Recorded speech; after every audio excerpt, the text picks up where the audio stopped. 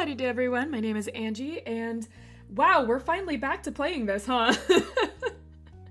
It's been a long time since we've played this one. It's been over a month now, which is surprising since this is one of the longest lasting series on this channel. But yeah, the title says it all. We are on the Baxter DLC. Almost through with this game, but we still have like a number of parts still left. And yeah, last time when we played this, chat was not entirely happy with Baxter. Chat was a little annoyed with the love interest this time around. Yep, man, I hate Baxter. Yep, we're here. I'm indifferent. I want to see where it goes. It's not uncommon for dating sims or otome games to bring up a character and make them unlikable for a little bit and then like change their character. It's just with this game's setup, I don't know if they're gonna do that. But I'm optimistic. 55 seconds late. Hey! Hey! I got distracted, okay? It seems I can't see everyone's chat today. And I don't know what's up with OBS doing that. Hold on, I'm gonna try to change something a little bit. See if that works out. Okay, that kind of worked. Hopefully I'll be able to see everything. Otherwise I'll just have to keep straining my head to look over at YouTube. I have a 3-monitor setup and I keep having to like turn my head all the way around if I want to see chat. So I decided to change things up and move chat a bit today so it would be right in front of me. And now I can barely see the box. So I suppose we'll see how that works, but yeah, I was a little late because of that. 55 seconds to be exact, right, Ruin? My timekeeper over here. Man, when we're able to get titles. I think I have to be at 500 subscribers before we can get titles. We'll see. I have some titles to give you guys. Alright. Alright, I think you guys can choose your titles, though. I don't know, I'll have to see that. Anyway, my voice is still a little hoarse from that 12-hour stream. I wonder why. I wonder why my voice is still hoarse from that. And now we're doing a reading stream. But Monday book clubs are back. We are still doing the 2-week schedule where I will do this week, and next week we're going to do something else. So where are all the Olivers over the screen? So, I'm changing the rules on that. Last time, I let you guys go wild with the Oliver rule. I'm gonna be a little more controlled this time. I will still allow for everyone to put an Oliver on the screen if they want. However, you can't do giant Olivers this time, and no covering people's faces. Okay, got some complaints last time, so we're gonna calm it down. Let me see the Baxter chibi? Okay. Here you are. Here's the Baxter chibi. 'Cause space... Also not a fan about Baxter. I wasn't here the last stream. Were you not here for the,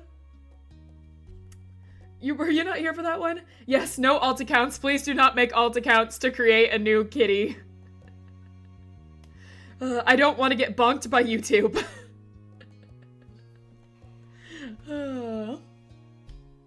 So, those are the rules for this time around with the kitties. You guys can request a kitty, so 1 kitty per person. But, yes, don't make it entirely like last time. We need to still be able to see Baxter's face. Alright. I don't know how long this episode is going to be, because I think Hang is one of the repeat episodes. So it might be shorter, it might be longer, I have no idea. Then what's the point? The point is that you still get multiple Olivers. Oh. I want a live Oliver in the corner of the screen. One day when I have a camera that's not broken, we can do something like that. And if Oliver decides to stay still, he's a really active kitty, you know. He doesn't just lay down and sleep for hours.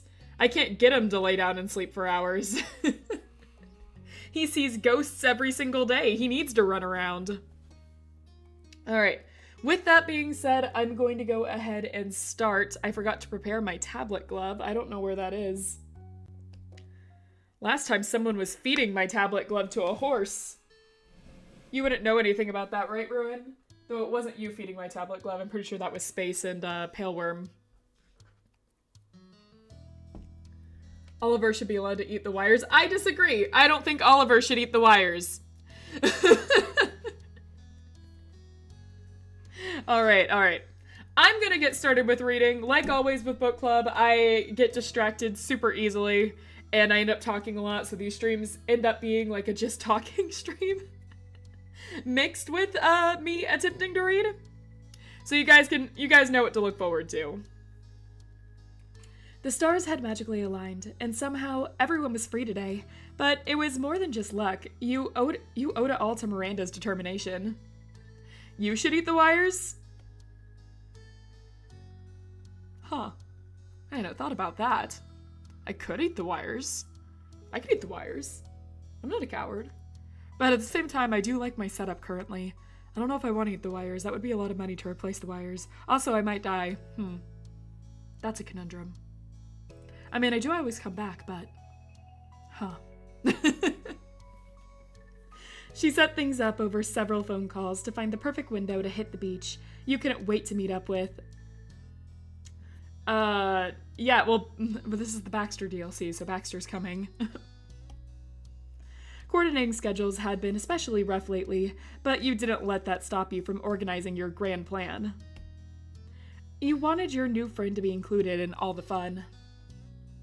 Angie, purple guy confirmed. Haven't we done this a couple of times? That, like, I say that, everyone understands it's a FNAF reference. I guess most people understand it's a FNAF reference. Yeah, we can do Angie. I'm blue guy, though, aren't I? Because I'm blue. I'm blue. There's a song with that, but I'll get copyright struck. I'm blue. Hey, Okapi, welcome in. Eventually we'll do FNAF. I'm waiting for a sub goal to hit FNAF, but I'm not saying what that sub goal is yet. Just keep subscribing to me. People that are interested in this channel, don't make alt accounts. Keep subscribing to me and eventually we'll hit that. Angie, video chords, mukbang stream win. How would a mukbang stream work for a VTuber? Is that a thing? Do people do that? Wow, that was a great time to pop in, MZ. Popping into the stream, and also because I need to ask, is this visual novel really long, or are you just not going very quickly? Genuine question. Both? Both? There are, I do about one chapter per episode, but the chapters usually, if I read straight, the chapters usually take about an hour to an hour and a half. But if I talk a lot during it, then they can range from like 3 hours more. There are some chapters in this game that are genuinely long. Not looking forward to writing timestamps this time. Does Lever have a collar? He does not.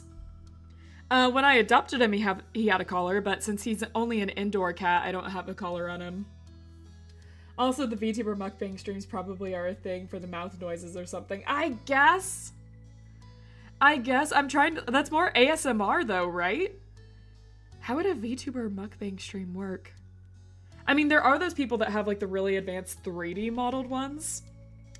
And my viewer counter just went up, like a new person just came on the stream. I am so sorry you're hearing this part of it.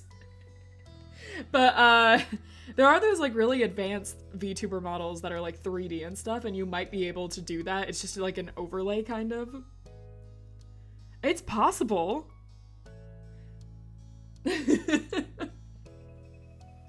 Buy one, put a camera on it, and make a video about Lever's Day. I suppose I could do that. I'd have to be able to do that in a way that doesn't dox myself. It's actually kind of crazy how good VTuber modders... Wow, I can't speak all of a sudden. VTuber models have gotten over the past few years. Yeah. No, that's... I thought it was insane when VTubers could just lean forward. People are doing insane things with them nowadays. Yeah, I like that idea, Tarnished. I don't want Oliver to be the one that doxes me. Like, imagine the thing that doxes me is my cat. But yeah, video cam on Oliver would be fun. Minecraft mukbang. But it is only crunch, crunch, crunch, chew, chew, crunch, crunch, crunch, crunch. Oliver dox Angie when you... Wait. Alright. Didn't MZ already done that? That's right, my mod doxed me first. Well, one of my bodies. Until people, yeah, T- until people fully upload themselves into the computer and become cute anime girl and her boy, right? It's getting closer. It's gonna happen. Maybe. I don't know. But just wait for it. We will become the anime girl boys. Nah, it's simp. But yeah. VTuber models are getting so advanced that I'm almost like, why not just get a 3D model at this point?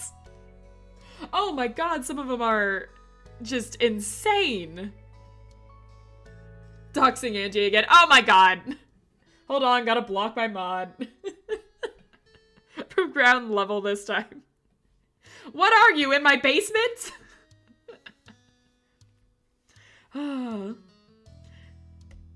After a bit of messaging with the others, you had brought up the possibility of adding Baxter to the mix.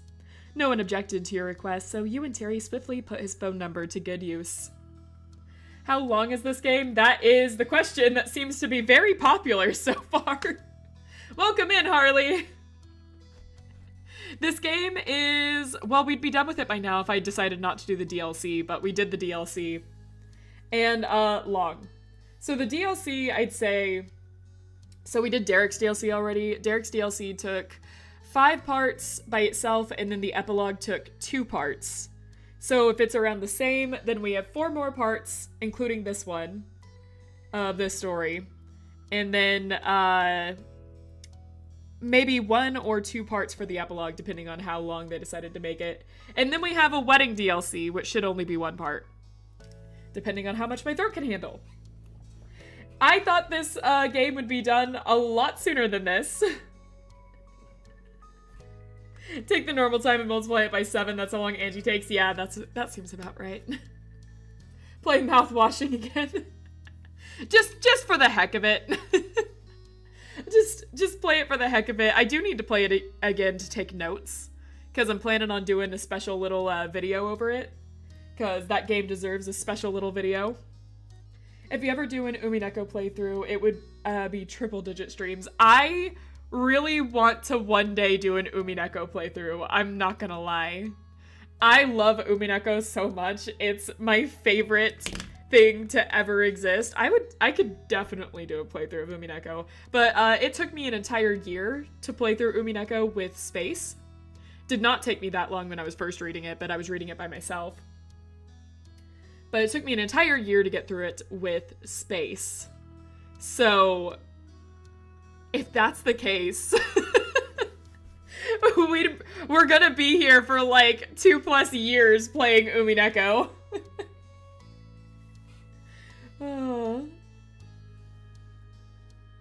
You never told us your house was that nice. How nice is my house? Hold on.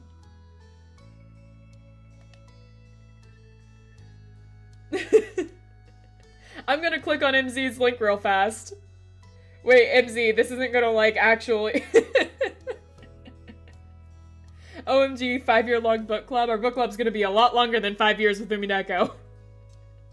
Play one shot for the endurance stream. I just bought one shot recently, so that's definitely something we can do.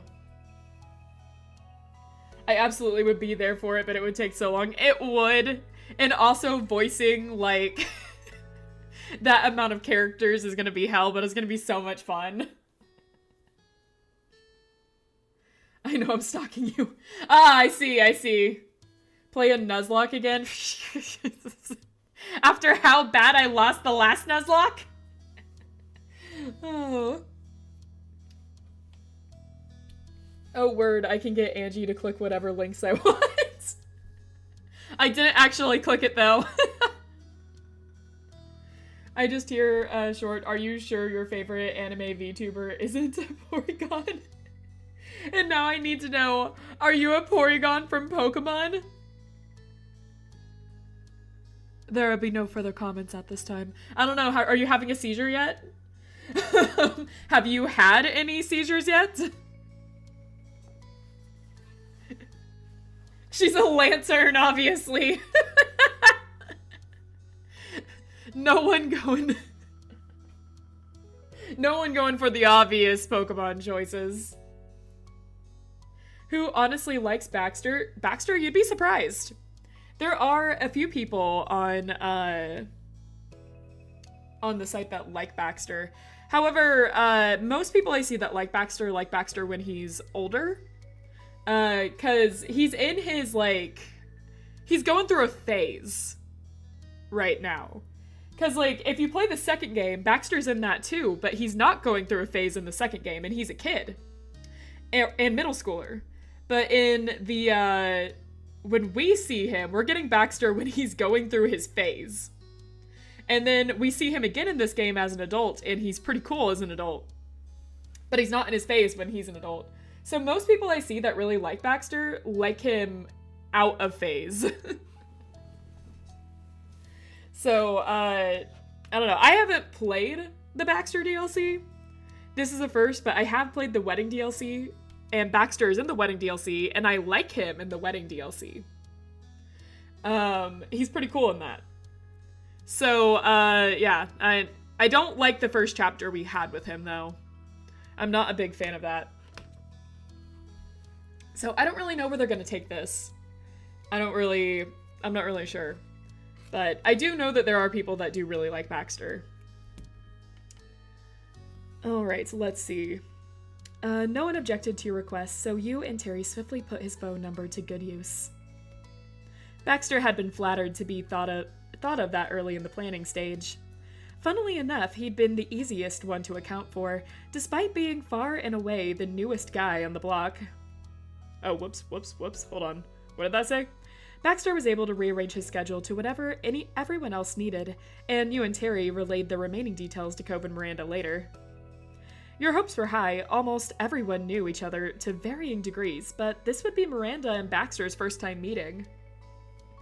Angie getting sidetracked. What's new? I said at the beginning of the stream that book clubs were mostly me not reading and getting distracted by whatever chat is saying. 18 minutes had passed and 5 phrases were read. Yep. Alright, I'm back. You've missed nothing. And yet you weren't that worried. Deep down, you had a pretty good feeling that they'd get along, and they got to spend a little time together. That was where things stood. Okay. Oh yeah, I forgot to mention. If you say one of the answer choices before me, before I click on anything, then I will choose it. If I see it in time.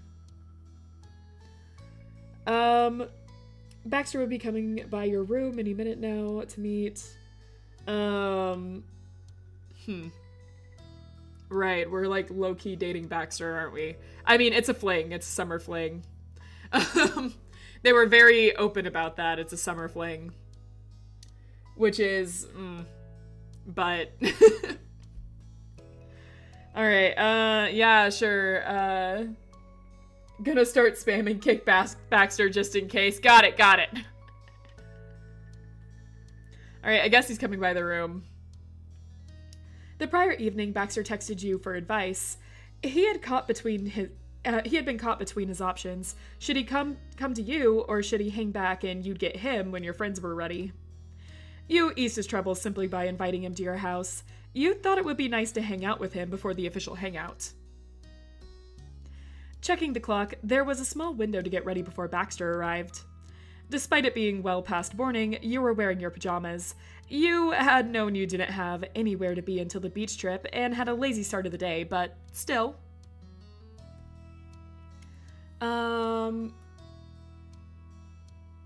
All right, we have actual clothing or swimsuit. Well, we're going to the beach, right? So, like, swimsuit, probably, right? Or are we just wearing a swimsuit? I don't know, swimsuit and then put actual clothes on? Swimsuit, yeah. You knew it was clean and folded in one of your drawers. It was more of a question of which one. As you searched, you couldn't help your mind wandering.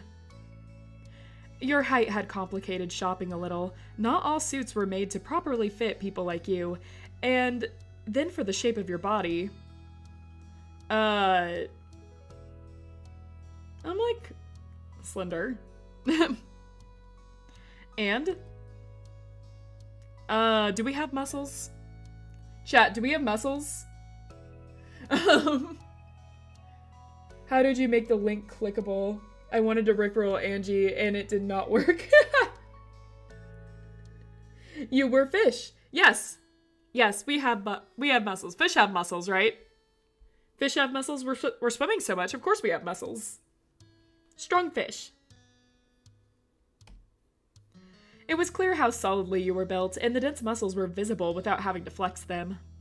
Staring down at yourself, your train of thought drifted until you were lost. Let's see. Oh, we're doing this. Signed female, and still felt sure about that. Being called her was right for you. As opposed to when you were younger, you... Oh, we're doing this. Yeah, sure. I'm gonna skip over this part. Yeah, sure. And, I didn't see what I clicked. So, you were, anyways, moving past. Oh, I see. I'm not gonna say the comment I was thinking of. That could be mean. We'll like it. Are we confident or not confident with ourselves? We'll be comfortable for the sake of the game. This is a whole lot of customization. Yeah, I'm surprised I don't have this portion towards the beginning. This is kind of an interesting place to put it. Not confident? Okay, we can be not confident.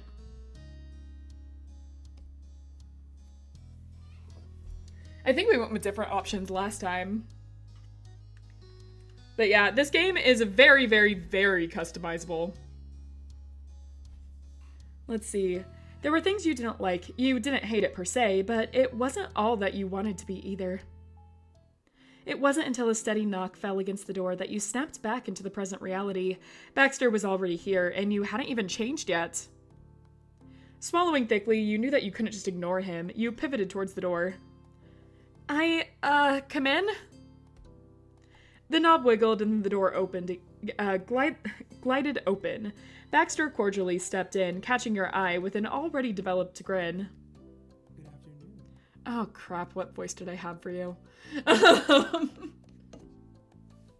It's the only way we could get into a relationship with Baxter, otherwise we know we deserve better. Josh! Okay.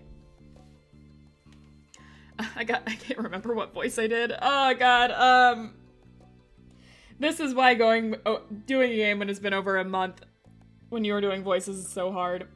I'm in the middle of okay, this is a spoiler. This is a spoiler just for all of you guys. So I might, with a certain space monkey, I might be doing a recording of a well-known, game that is has visual novel elements, has a lot of voice work, and has kind of a funny name, and is pretty beloved. I might possibly be doing a game, recording one. It's not going to be a stream, it's going to be recorded. And we've been recording it for a long time now, because we've been trying to record the entire thing. It's a series. But like, Space and I have had trouble meeting for a while for that series. And every time we try to do voice work for that Again, we keep falling flat because we can't remember the voices we do. And so every episode, it feels like we've done a different voice for every character. Baxter is back. This means that Celine Baxter's Light Fury is back too. Yeah! We have the How to Train Your Dragon universe going on. No, Josh got a point. I guess! Just put on your slimiest, flirty voice. Right, something like that. I went, like, deeper, right? Like, it was something like this or whatever. I can't fully remember.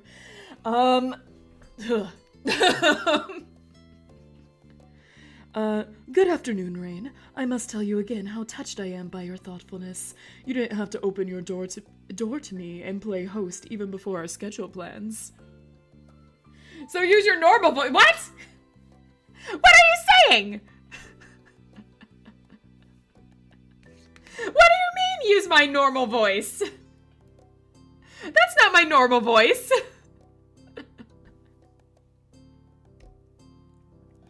And truthfully, I'm taking the fact that I'm allowed to be standing here as a fortunate sign.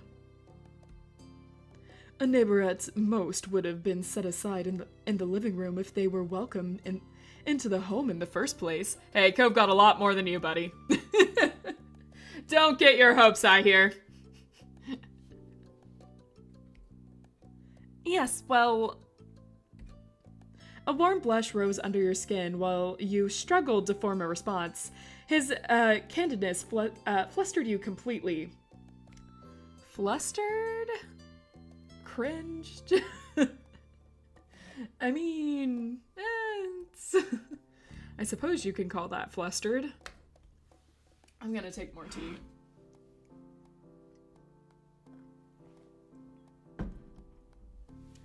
Cove climbed through the window like a burglar, and he's still less invading than you. You know, there's something to be said about Cove climbing through the window most of the time and us not being creeped out by that, and Baxter just standing in our presence and we're creeped out by it. There's something to be said about that. I want a giant Oliver censoring every Baxter particle on the screen. Not how this works anymore, man. It's not how it works. You can still request an Oliver, though. Did you want an Oliver? I can give you an extra Oliver for you. Man, my voice is still fractured from 2 days ago. I'm not sure how this is gonna go. Not yet? Alright, we'll save it. Hi. Baxter nodded graciously and inched forward, letting his gaze curiously examine this new space. You noticed his posture relaxing the longer he was there. I think you have a very charming room. The shade of yellow is nice. Thank you? Thanks, I like it a lot too. Baxter shifted his attention back to you directly. For a split second, his gaze flickered down to your outfit, and his polite exterior faltered. I have to wonder, did I perhaps arrive early? My mistake, truly. Your knee-jerk confusion at the comment quickly melted away. His discretion over your pajamas was appreciated. His discretion by mentioning your pajamas?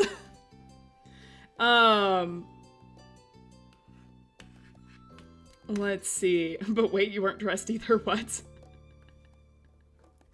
The only yellow thing I'm saying is the blanket over the bed and that little box on the table. Yeah. Yeah, it's just the bed. But they managed to choose a theme when we started this, and the theme for this one was yellow, but the layout for the yellow one was clearly the best layout. Like, I like the blue design more, but, like, we got more space in the yellow one, and it just overall looks better. And so, like, when we were choosing, we went with yellow.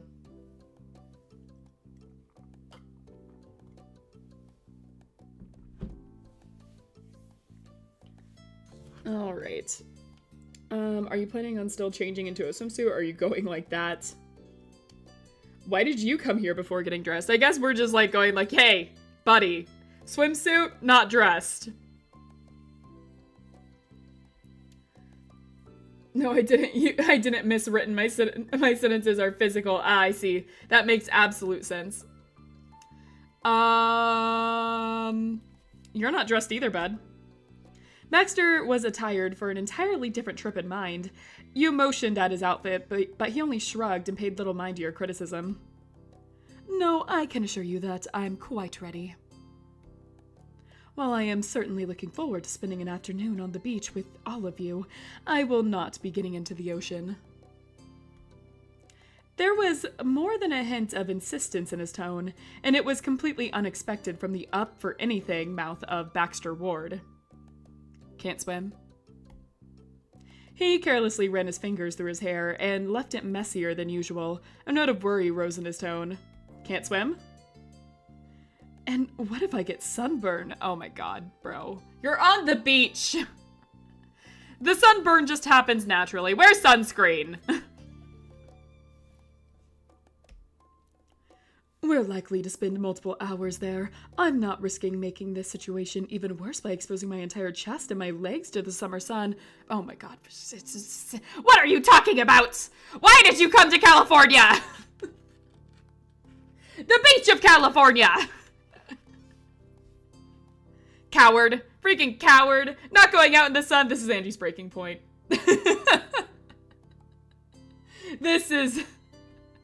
This is Angie's breaking point. I was before going like, no, let him speak. Maybe Baxter gets better. Bro!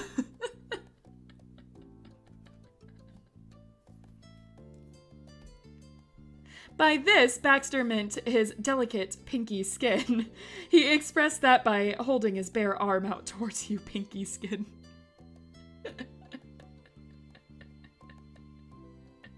Why did you describe it like that?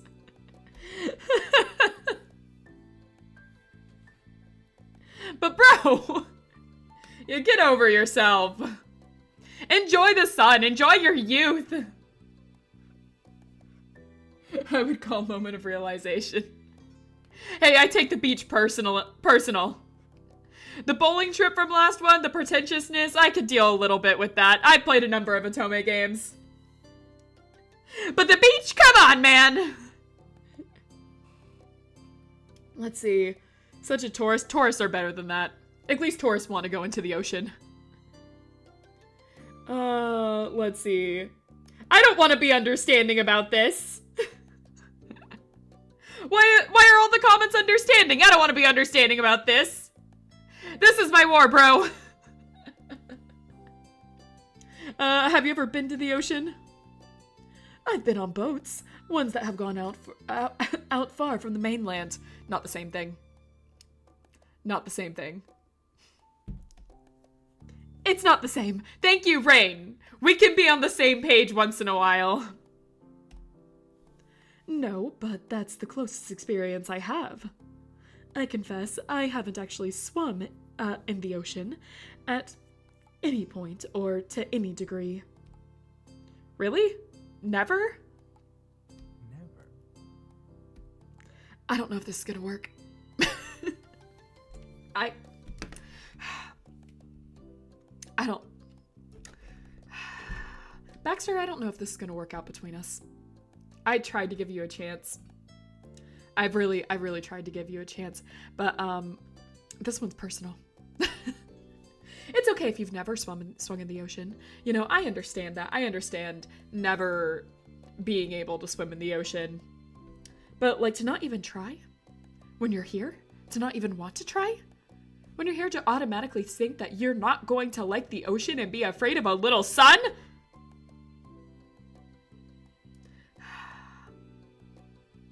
All right, we're gonna move on. We're gonna move on. I'm watching you, but we're gonna move on.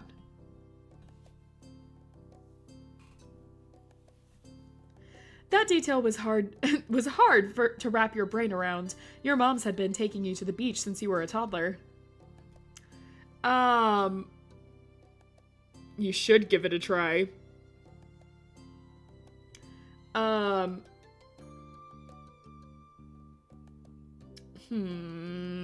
There's no option to just push him in the water.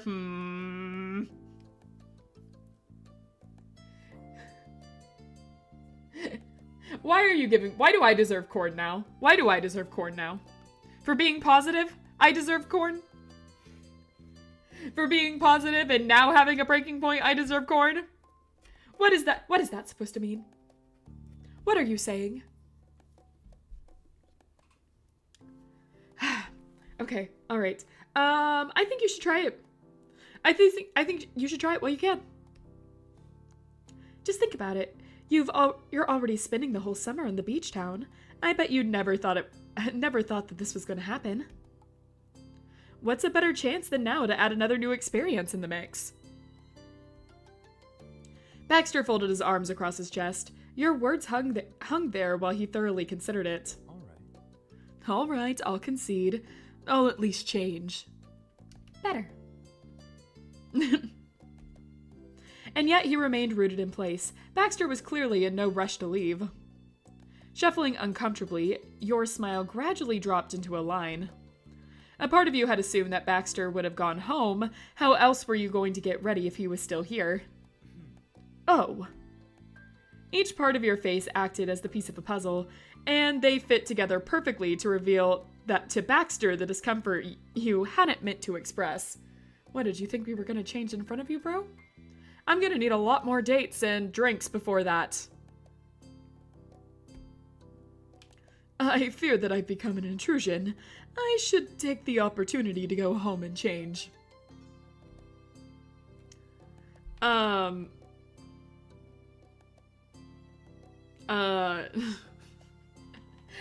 hello, welcome in, welcome to book club. Kick him. There's no kick him option, Josh. I know you're hopeful for it, but I doubt the game is gonna let us kick him. Alright, not able to say anything. It's not you, it's me. No, it's not your fault, but I would appreciate the privacy. There's no option to be like, yeah, bro, get changed. Go into the ocean. Jump in it. Experience the ocean. The ocean is great. Insult him. There's no insult him. I'm so excited for Christmas. So am I. I have plans for Christmas. I mean for stream. I have plans to stream on Christmas. Just wait for it. I'm really excited for it. I'm also going to do a little party next week. Hopefully it all works out. There's been a stream I've been planning for. Insert insult Baxter option here. Custom insert option. I guess since these streams are usually like the chill ones and I don't get a lot of people here, I can ask the people here. Do you guys have a favorite song? I'm putting together some stuff for a stream. So if you guys have a song, it can be copyrighted music, it's fine. But like if anyone here that's listening has like a song or anything, if you don't mind like putting like your favorite song in the comments or putting it in chat. I'm just like looking through a few things.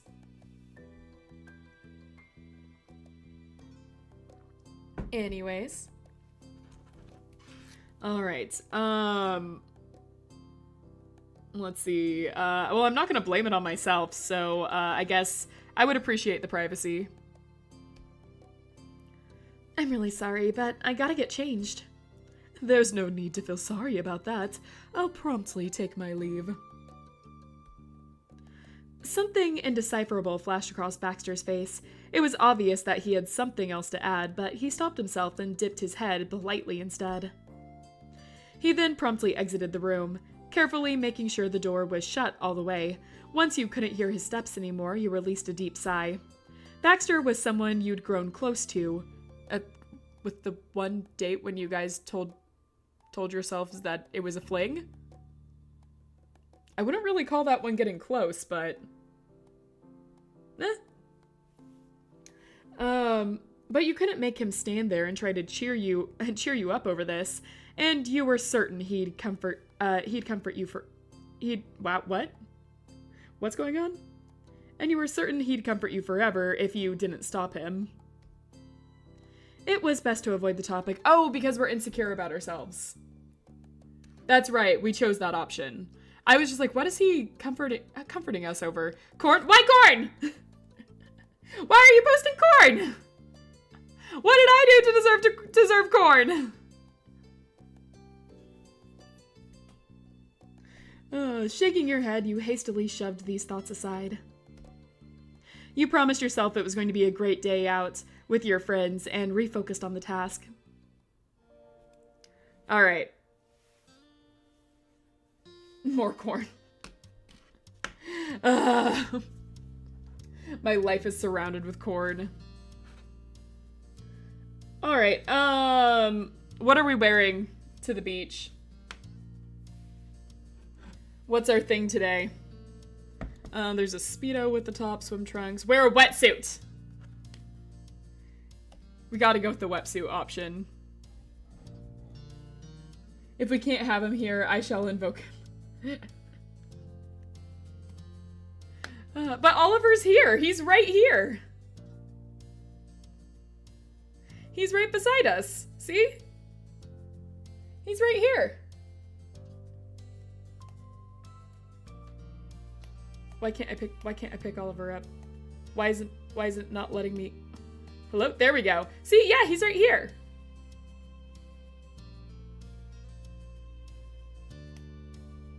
Yeah, that's Oliver, not Corniver. Corniver's just his costume. What do you mean?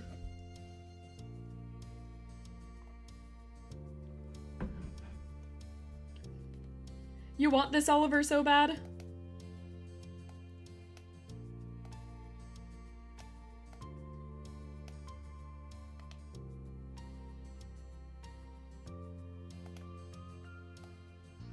They're nuzzling.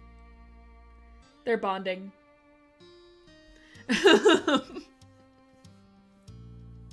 There.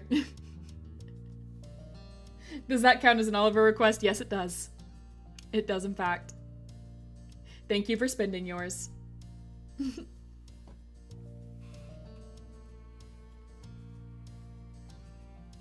Do you have two? No, I just have one.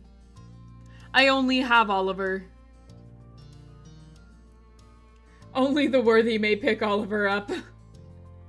That's true. Do you have three? I only have one. I only have one. But, like, if you want to request another Oliver on the screen, you're welcome to. I guess we're doing Oliver or Corniver. But yeah, you can, every viewer that comes on may request one Oliver to add to the screen.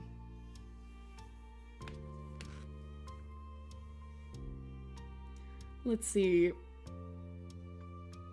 Hesitating by the door, you scanned the room one last time. You mentally ran through the list of things you might need later. Okay, what are we grabbing? Alright guys, going to the beach, what are we grabbing? Why is YouTube telling me there's 0 people watching, like not even me? It does it. I can't tell you why. I mean, I've had it before where I've had a lot of people talking to me and YouTube is just like, no one's watching. No one's watching your stream. In my experience, it's better just to not look at the concurrent viewers. It's usually never right. Why not 10 Olivers? We're only doing 1 Oliver per person. Last time, the last stream, we did like 10 Olivers, and it got a little out of hand. It got a little out of hand.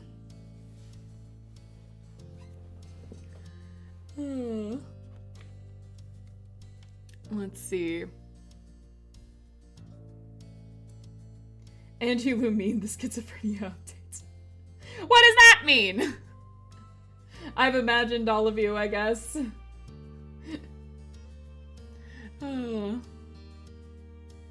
You have to let go, Angie. The accident was 10 years ago. It wasn't your fault. No, everyone's still with me. We just had our anniversary stream yesterday. Everyone is still here, right? All of you guys are still here with me. Josh, I just messaged you in Discord. It's fine. I wasn't there for that stream. It was a chaotic one. It was a chaotic one for sure. Hold on. Now I'm not here. Now there are 0 people on the stream. I am no longer present.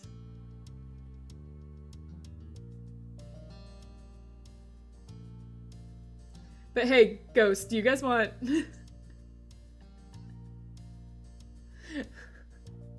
The accident was 10 years ago, Josh. You gotta let it go.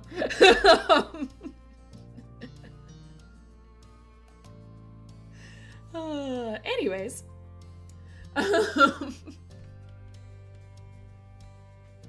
Let's see. What are we bringing to the beach with us? This is the afterlife talking. What are we bringing to the beach?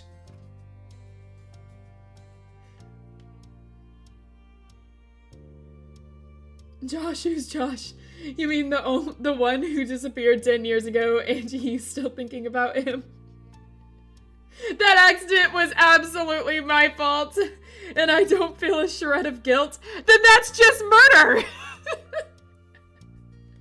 That was just murder then, Josh! That wasn't an accident!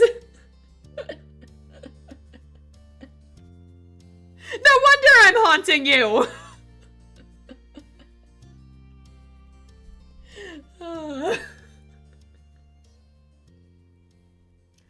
Okay, alright. So let's grab a full swimsuit cover-up for our wetsuit. Oh no, wait, shirt. Oh, just one thing? I thought there would be multiple things we could. Why is the stream 11 hours? Oh, that wasn't the one with the kitties. I'm talking about the last our live stream. The one that was 11 hours was my anniversary stream. We did a marathon stream for that.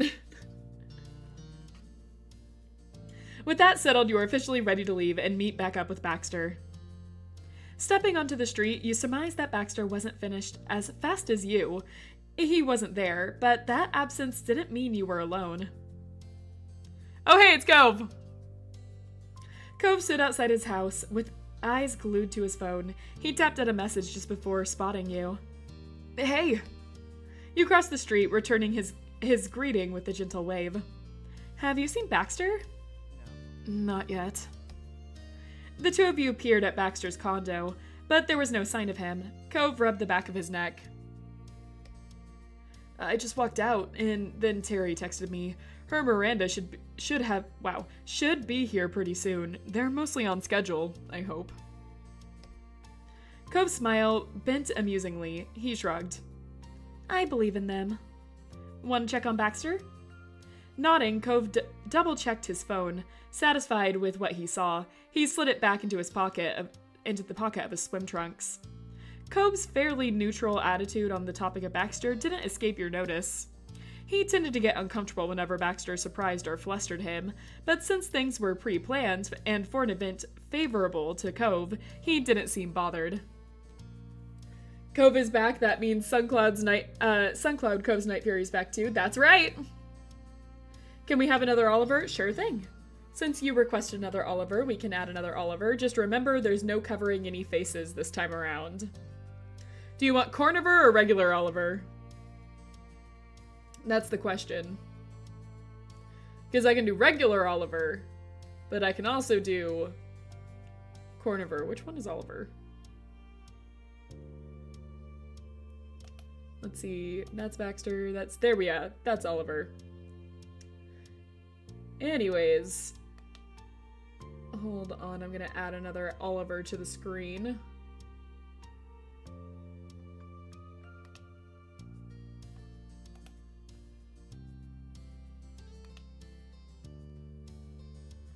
Regular? Got it.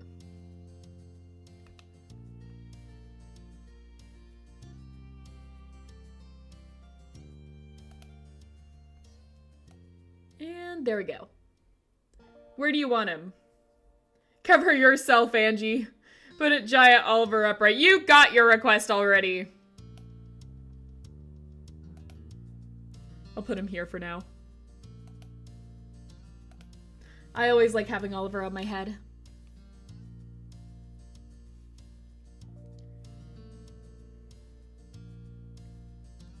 Cool, let's go. Sure. Okay. The two of you walked unhurried up the street. You hopped up until the doorstep and rang the bell. A few seconds passed, and you shifted your weight on your feet as you waited. But Baxter didn't answer. The pause extended until things reached the point where you felt awkward hovering in front of the shut-up home. You spun towards Cove, and he returned your nervous stare with a tight-lipped smile. At least you could take solace in the fact that the mild misery had company. There were only a couple of options to pick from. You could either ring the doorbell again, or you could send him a text. You reached for your phone, but a sudden noise through the wood made you stop. Can we stack the Olivers? We can start a stack. But people must request their own Oliver. Each person just gets one. That happened last time. Yeah, it did. And the last Our Live, we had an Oliver train going on.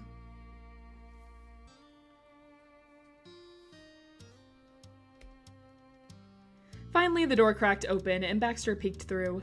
He then swung the door the rest of the way to reveal another entry of his signature grayscale style. Baxter had, unsurprisingly, changed into a black and gray swimsuit. He paired the trunks with an unbuttoned white shirt, and the corners of your mouth curved in amusement to his dedication. Well, he went for it. I'll give him that.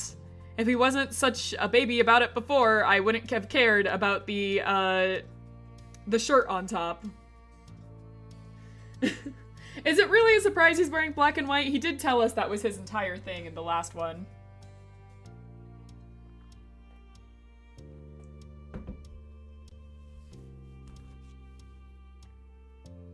Nice to see you. Good afternoon. I can't thank you enough for waiting. Hey.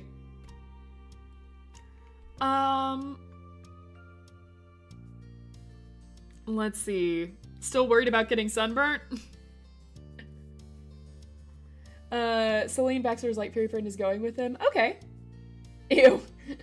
You see, I wouldn't mind this. I wouldn't mind, you know, the shirt over the swimsuit look and everything. I don't normally mind this. In fact, I might have commented on it if he hadn't said all of that before. But it's personal now. Yeah. At least he's honest, as I'll give him that. He began readjusting how the loose layer laid on his shoulders. Well, it should be fine if you have good sunscreen. And that part won't be a problem, though sometimes I feel none is truly strong enough to protect someone like me. Okay, princess. I see how it is. Your fair skin and all. How will Cove and SunCloud react when they see Celine? I imagine if it's still rare, they'd be pretty surprised. It depends. Is Celine flirty like Baxter is? Then it might get a little awkward.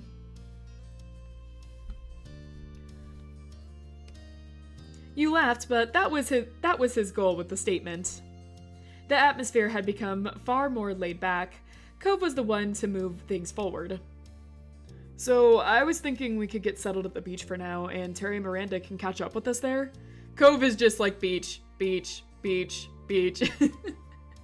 Honestly, this is why Cove and I could get along. I miss Cove so much. This is the reason why we got along, buddy. We both have the same mind here.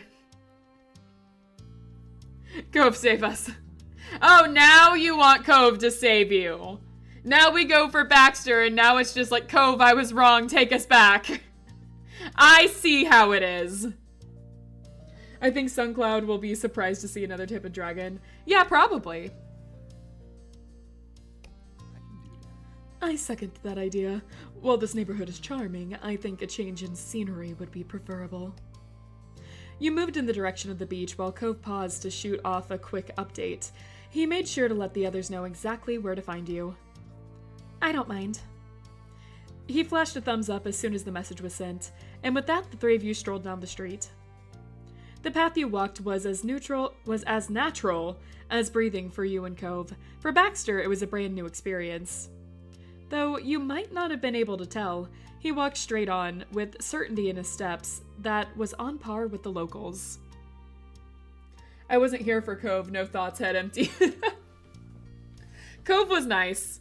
Cove was nice. He's, you know, he's a little bit of a crybaby, but we like him for that.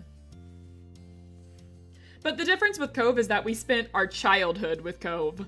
Like, we got to see him from childhood to adulthood.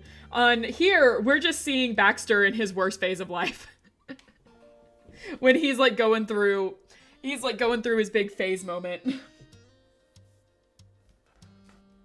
Derek isn't here to soccer ball batteries at. Derek's not here at all during the teenage years.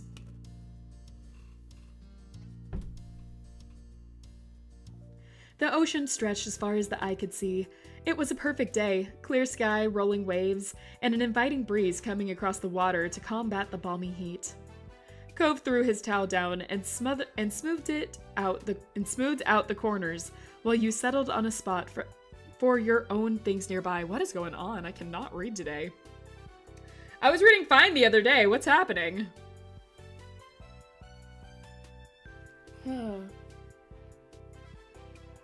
Alright. Where was I? What was I reading? Baxter, meanwhile, hesitated, merely watching what you two had done. Before you could say anything, Baxter moved forward and picked a small stretch of beach close to yours for his own things. He meticulously laid his pure black towel out over the warm white sand. It's a beautiful day outside, truly. Turning away, you tried to hold back and hide your laughter. It was just so convenient that even here, his black and white color scheme was inescapable.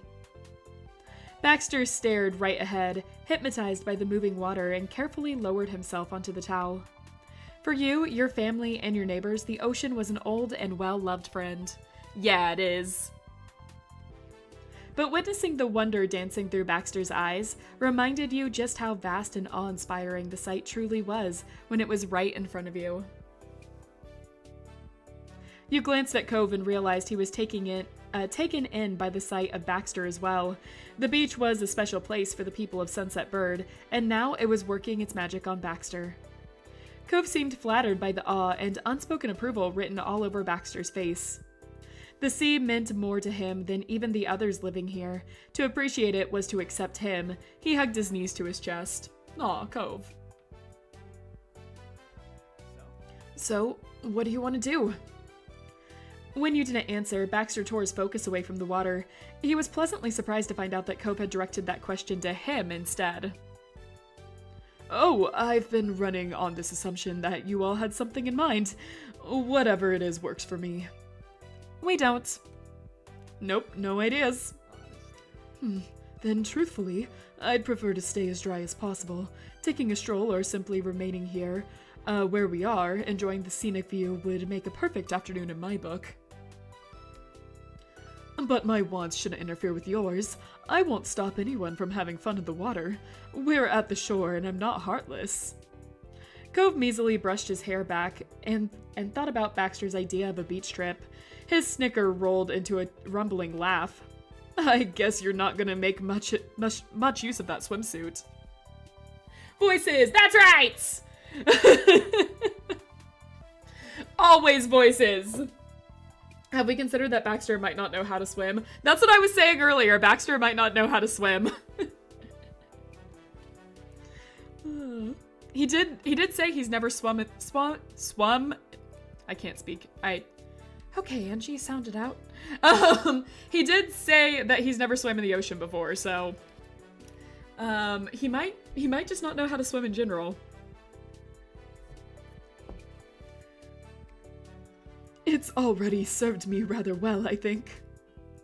Between the playful way Baxter's brow arched and his mouth crooked, Cove stopped laughing. He stared back stunned. What are we doing? It's beach day, chat. What are we doing? I forgot to tell you I made it to 120 in Hollow Knight. Nice! Good job.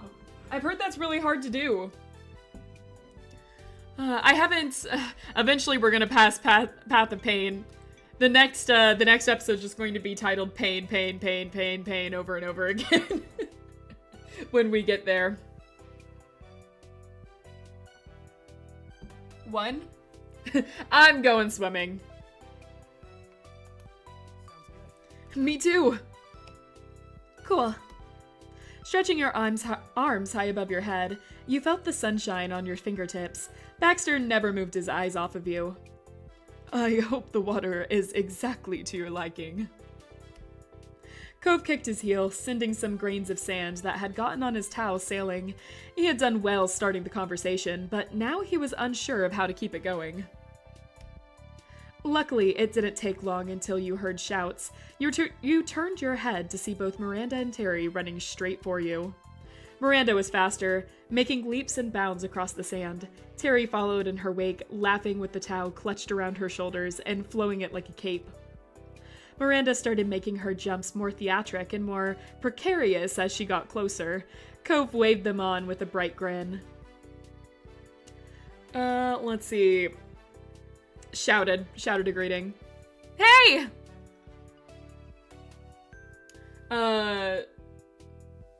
Let's see. The two officially arrived at your group's setup, looking completely ready for an ocean adventure. They were already in their swimwear and were raring to go. Awkwardly, Cove pointed in Baxter's direction. He remembered that Miranda hadn't actually seen him before. That's Baxter. The strange young man's presence nearby suddenly made a lot more sense to her. Miranda shyly waved with a cheerful smile. I don't remember the voices I did for these guys. 12, not 20. Still cool, still cool. Eventually I want to do, eventually I want to get to 112. God, it's been a while, don't remember it all. I can't remember the voices I did for these guys at all. Oh man, Miranda is just, you can barely see her with my cats. Okay. Alright, how's this gonna go? Miranda had like a lighter voice, if I remember right. Hi, nice to meet you. Likewise. Baxter offered her a handshake and Miranda grew confused at his formal gesture, checking the reaction of her friends as if she was the weird one for thinking this was weird. That only made her smile widen. I can assure you that I'm harmless. You know, usually if people say that they're harmless, that means that they're not very harmless. Use the deepest voice you can without straining your throat. Just like go like, hey guys, I'm Miranda. What's up? Hold on, can I go deeper down? Nope, hit the fry.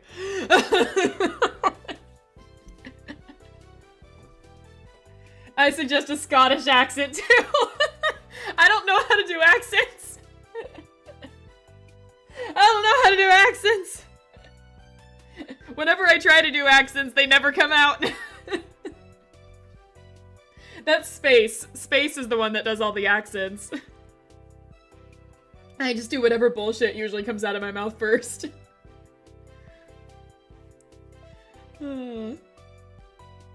You knew Miranda well enough to recognize the worry she was trying to hide behind a more collected front. It was easy to imagine that she might have felt somewhat intimidated. Bye. Oh, are you going? All right, have a nice day. Thanks for stopping by. Baxter had an air of maturity about himself, while Miranda was a little bit childish and shy in comparison. Hesitantly, she clasped her hand and gave him a proper shake. Thanks for meeting us. Nope, that's not what the voice I wanted to do. Hold on.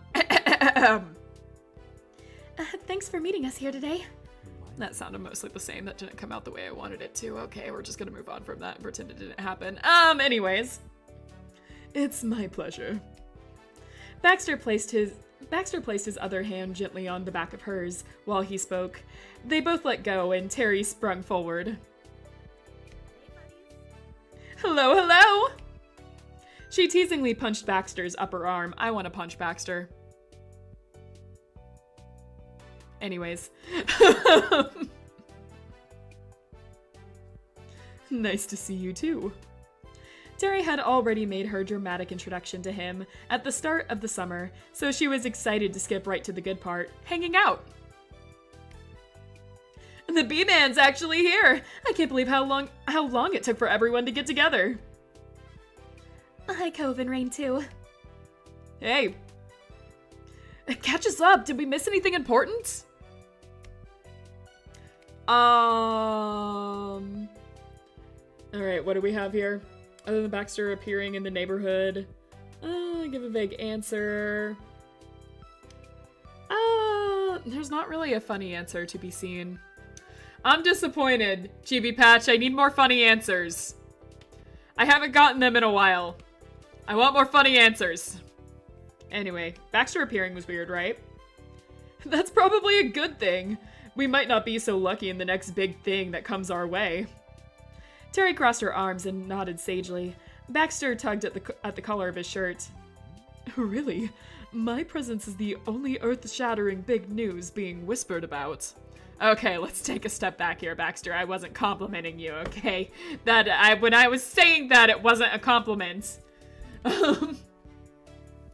Given this setting at least fun character needs the dude bro surfer accent with the bra instead of bro. Yeah, I gave this green-haired guy, his dad matches the surfer archetype to a T. And so I usually give him more of like the bro wicked kind of thing.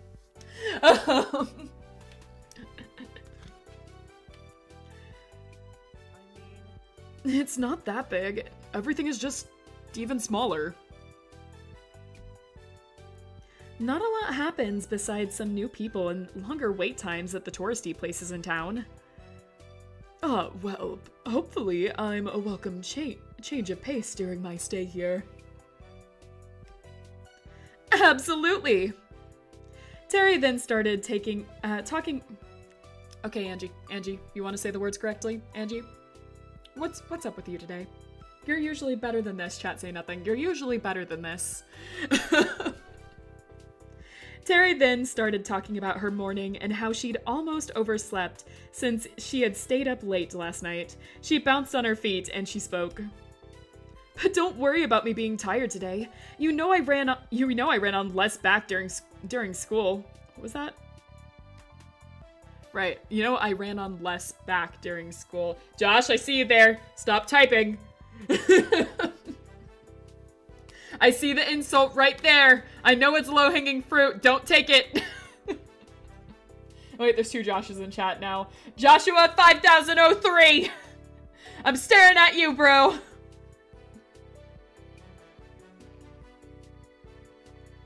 Don't you dare.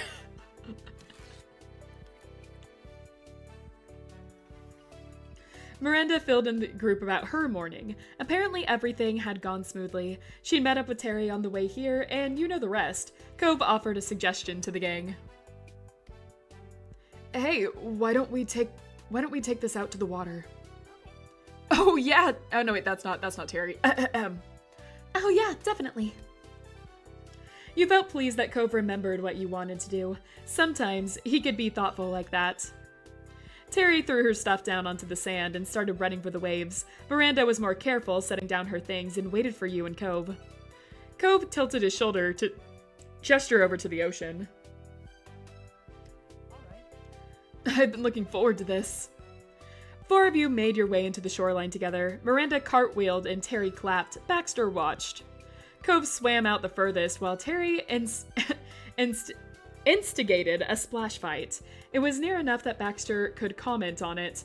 There was rarely a quiet moment where someone wasn't laughing. Hours passed and the group had moved between different activities, some low-key and some more exhaustive. For you, it was break time. Baxter agreed. You sat on your towel, sipping at some water, and he rested on his. Your friends were hard at work, burying Terry's full body under a pile. Miranda used her arms to force sand around Terry's sides. Cove worked on covering Terry's feet. You took another drink and glanced around at Baxter. He was staring at the water, but there was an entirely different feeling radiating from him. Rather than pure awe, there was a level of discomfort marring Baxter's expression. You wondered what was bothering him. I swear every time I look away from the screen. I don't know why, but when I'm just like staring at the words and not Baxter, on my tablet, his face just gets redder and redder. It's like a trick of the light with my tablet. But every time I'm just staring at the words, his face gets like super red in my vision, and I keep having to glance up to be like, is that actually happening? Suddenly he turned towards you, as if he could feel your curiosity prodding at him. He surprised you with a kind smile. There's a reason why I've never gone to the ocean before. Baxter let that hang there and absent-mindedly brushed some sand off of his thigh. He hadn't elaborated earlier, and you weren't quite sure if he was going to now. Quickly, it became clear that he was carefully choosing his words. The last thing you wanted was to push him. Oh, he can't swim. He might. That might be the reveal, that he can't actually swim. All right, take your bets now, what it is. Is it that he can't swim? That's my bet. I've been betting on that since the first. Just remembered that you were streaming. You were here earlier, bro! What do you mean you forgot? He's afraid of the sea? It could be. He's afraid of the ocean. Maybe he knows how to swim. He's just afraid of the ocean. No, Rain, you absolutely want to push him into the ocean. Deep end of the ocean. Hey now, hey now. We don't want to get our first murder charge that way. Not on Baxter. Think about this. I have fish brain. I'm allowed to use the fish brain comment. I'm a fish. You're not allowed to use that. You're a jellyfish. You have no brain. He knows how to swim, but he dissolves in water like cotton candy. Ooh, that's a good theory. I like that one. All right, let's find out. Quickly, it became clear that he was carefully choosing his words. The last thing you wanted— No, wait, we read that. Push him, push him, push him. Your first murder charge? No, Rain's first murder charge. Get it right. Well, the idea of being fully immersed in the ocean is a bit frightening. Okay, it is that he's scared of the ocean. Maybe he's scared and doesn't know how to swim? He could still not know how to swim. It seems endlessly deep and unpredictable, with powerful waves and rapid currents. It is, that's why it's wonderful. And there are creatures lurking in there. Some of them are larger than me. It's unfathomable. You don't want to play with something like that.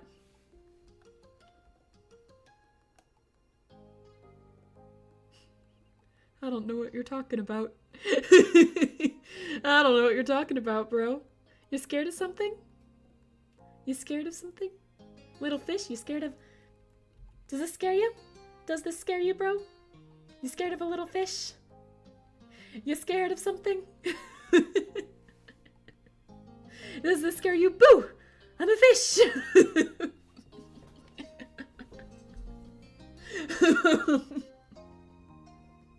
Why do you have multiple levers? We're allowing one person every new person that comes in is allowed to put another Oliver on the screen.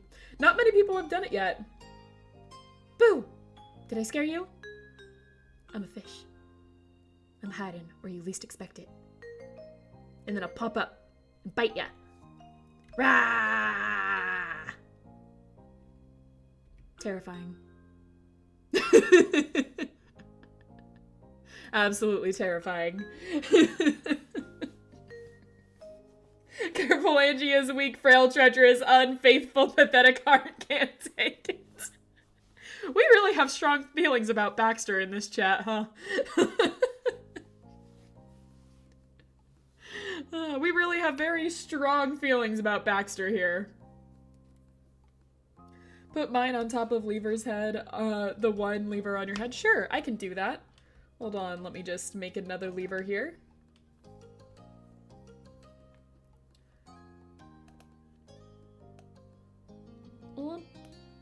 Let me just...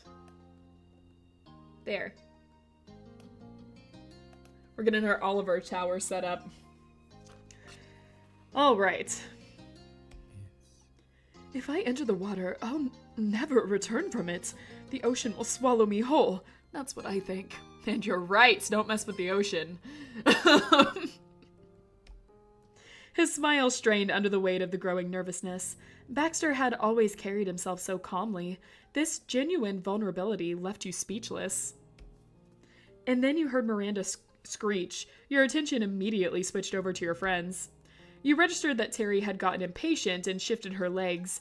The walls Miranda had been meticulously building collapsed into a wet heap of sand. She surveyed the damage critically. We're gonna have to start over at this part. Do you want to give up on this now? No way! The burial must continue. I'll try not to move anymore. Okay, if you're sure, I'll try to fix it. Miranda started to rebury her, and Terry shot her a thumbs up. She realized too late that moving her arm was a bad idea. More of the sand was crumbling, and Miranda put her head in her hands. Don't worry, I've got that part. Screw that, punch the ocean, show it who's boss. Yeah! Swim through it daily, show it that you're the one that's impressive here. Baxter couldn't do that. Baxter couldn't do that. The ocean fears me. Because I'm a fish. That's how it works, right? That's, you know, it makes sense, okay? It makes sense.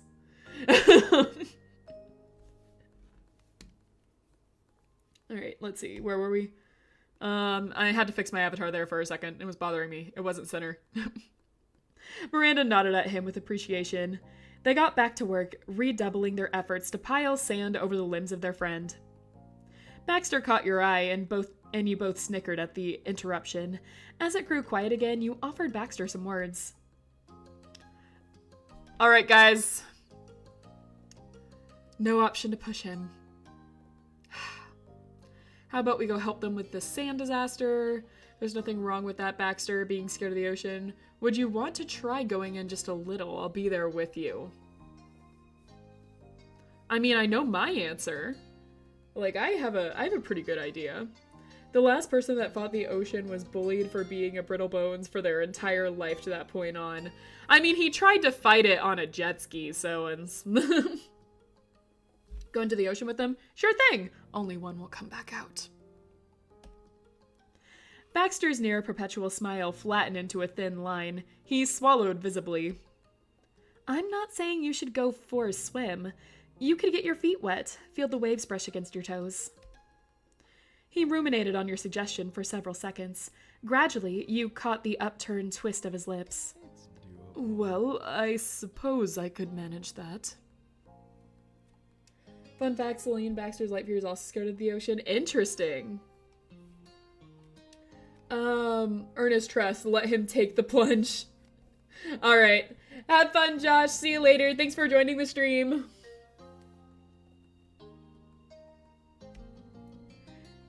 Then let's go.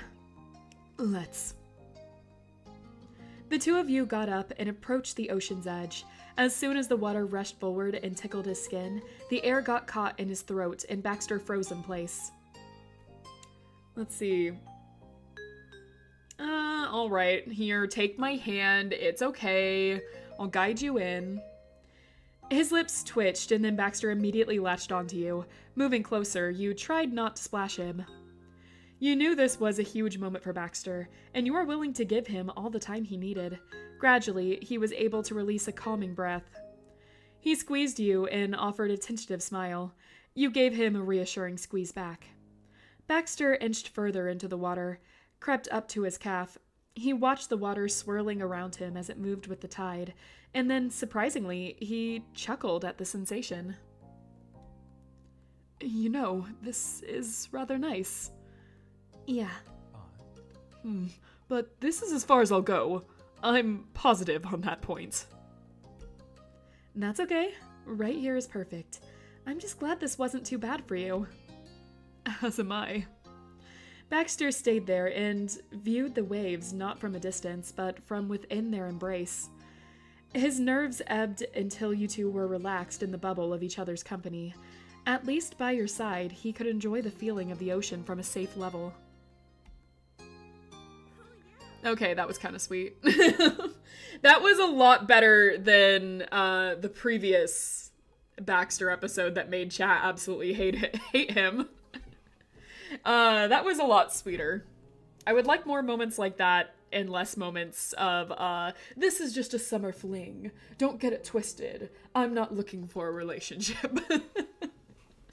I like more moments like that. At the same time, Baxter entered the edge of the water. Celine, his light fury, did the same thing with his human friend. That'd be cute. Oh, yeah!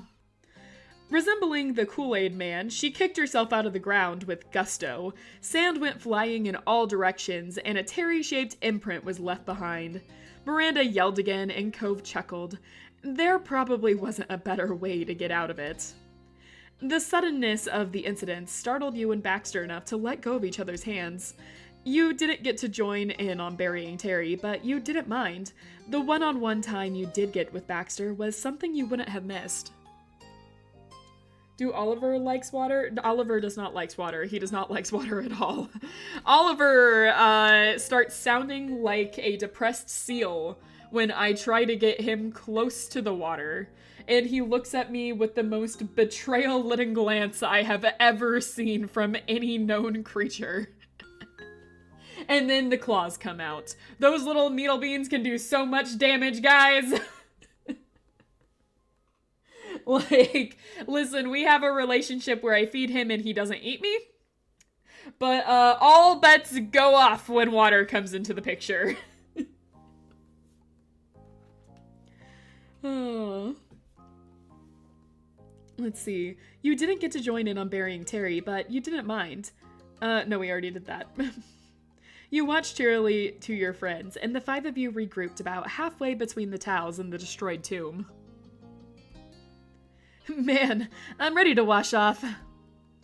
Terry looked down at herself and laughed. She tried brushing the wet, mushy sand off, but most of it stubbornly clung on. She only succeeded in moving around where it was on her.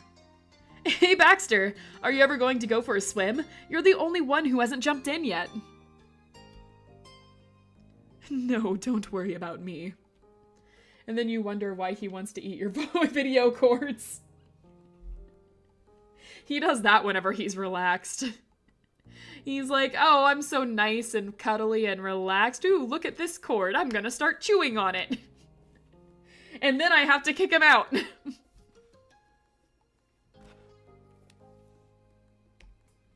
It was never my intention to swim. Please don't let that stop your fun. He echoed the same statement he'd made to you earlier that way. Wait, what? It's simply not my preference. Terry squinted and thoroughly scrutinized him. She wasn't satisfied with his answer. I think I get it. You're new here. You don't know what to do in the great wide sea. Just hold on to my back and I'll take you out into the water with me. While I greatly appreciate the gesture, I must decline. I've experienced as much of the salt water as I want to already. Are you sure? I can handle it. I'm a lifeguard in training. Terry, I thought you hadn't signed up yet. Shh, I will, Terry. And that's what counts. Or maybe you could buy one of those sticks with strings and a mouse to distract him, and you need to use your fish brains. Let me tell you, the thing that distracts him the most, I got this little, it's like a stick of yarn. Not a ball of yarn, but like a stick of yarn, and it's all woven together. I went to this pet store years and years and years ago that were selling them, and they had a label that said, your cat's new favorite toy on them. So I was like, yeah, okay, and I'm always buying new toys for Oliver because I love my kitty. So I bought this, going like, yeah, okay, this is what's going to get him, sure. And to this day, I can't separate that thing from him. I don't know if they laced every fiber of that toy with catnip or something, but it's just a stick of yarn. It's like yeah, exactly. Instead of a ball of yarn, it's just this stick. And he loves it. He wraps his entire body around it and will sleep with it at night. He loves playing with it. It's torn to shreds now. I get him new ones all the time, but he still loves the original one. I don't know what it is that he likes about that thing. But yeah, no, like that's his favorite one. Not the string with mouse, not like the automatic toys. He loves that thing more than anything else. I even got him a ball of yarn to see if he liked it. And he didn't like that one. He likes that stick. I think it's because he can wrap his whole body around it that he likes it, but yeah, I have no idea why he likes that so much. So yeah, I usually give him that at night. Yeah, we already read that. Yes, thank you. Oh, but it's just so sad to leave you out. You know, me and Cove only became friends in the first place because we're beach people. You can be a beach man too, B-man. Her crestfallen gaze slid to Cove. He nodded understandingly. Surprisingly, Baxter chuckled. I understand where you're coming from, and I'm sorry for any upset I might have caused, but please, trust me on this one. I'm perfectly fine.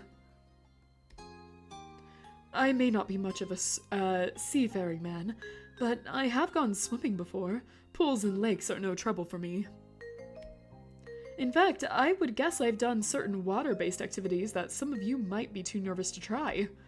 Cove's lips pursed. He raised his chin and stared, not so much threatened by Baxter's accusation, but insulted he would even make such a challenge. Seriously? Like what? I surf. I have a dad whose entire business is about water-based activities. I went on... Let me do his voice better. I went on a jet ski when I was 8. What could you have possibly done? Baxter straightforwardly answered the question. Skinny dipping.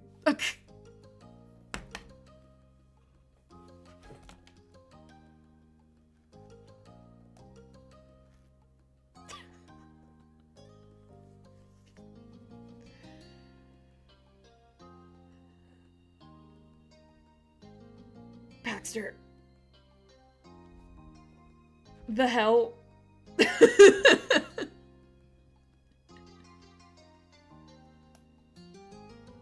What the heck, Baxter? Just gonna insert that in all of a sudden. I think you did catch Cove on that one, though. You probably did catch Cove on that one. Hold on, where am I? There's my shifty eyes. Yeah, you probably caught Cove on that one.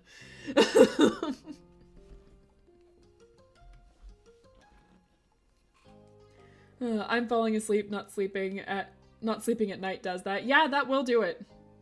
Well, go to sleep if you need to. You have not answered me. Who is that beauty over there? Terry? Are you talking about Terry? Yeah, Terry's our best friend. BFF. Where did you ask? Who is that? Oh, who is that diva? I see it. I must have just missed your question.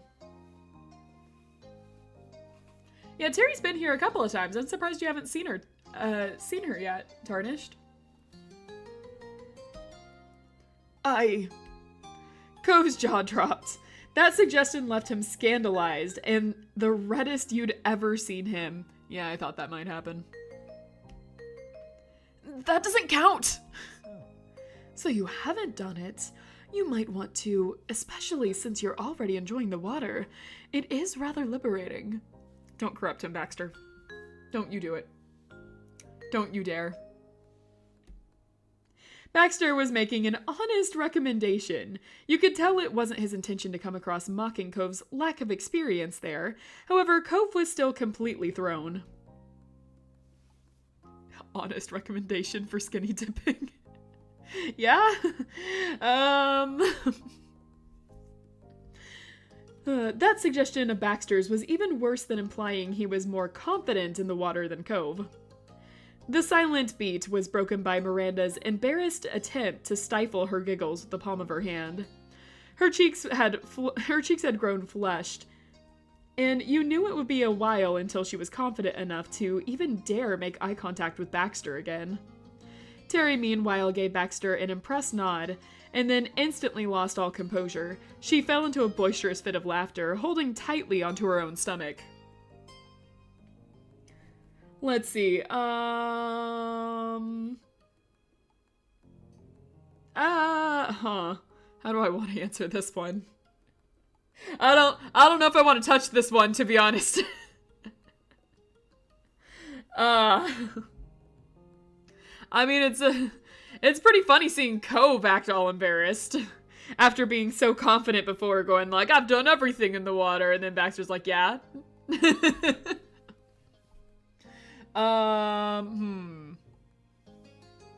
Probably be amused by it too. Laughing at Cove is like part of the amusement on this. Face-palming, you shook your head in an attempt to be disapproving, but the moment was peaked at Baxter. Your moment. Wow, I can't speak. Wow, I can't read. Wow, I can't. What is happening today, Angie? Take some tea. Take a break.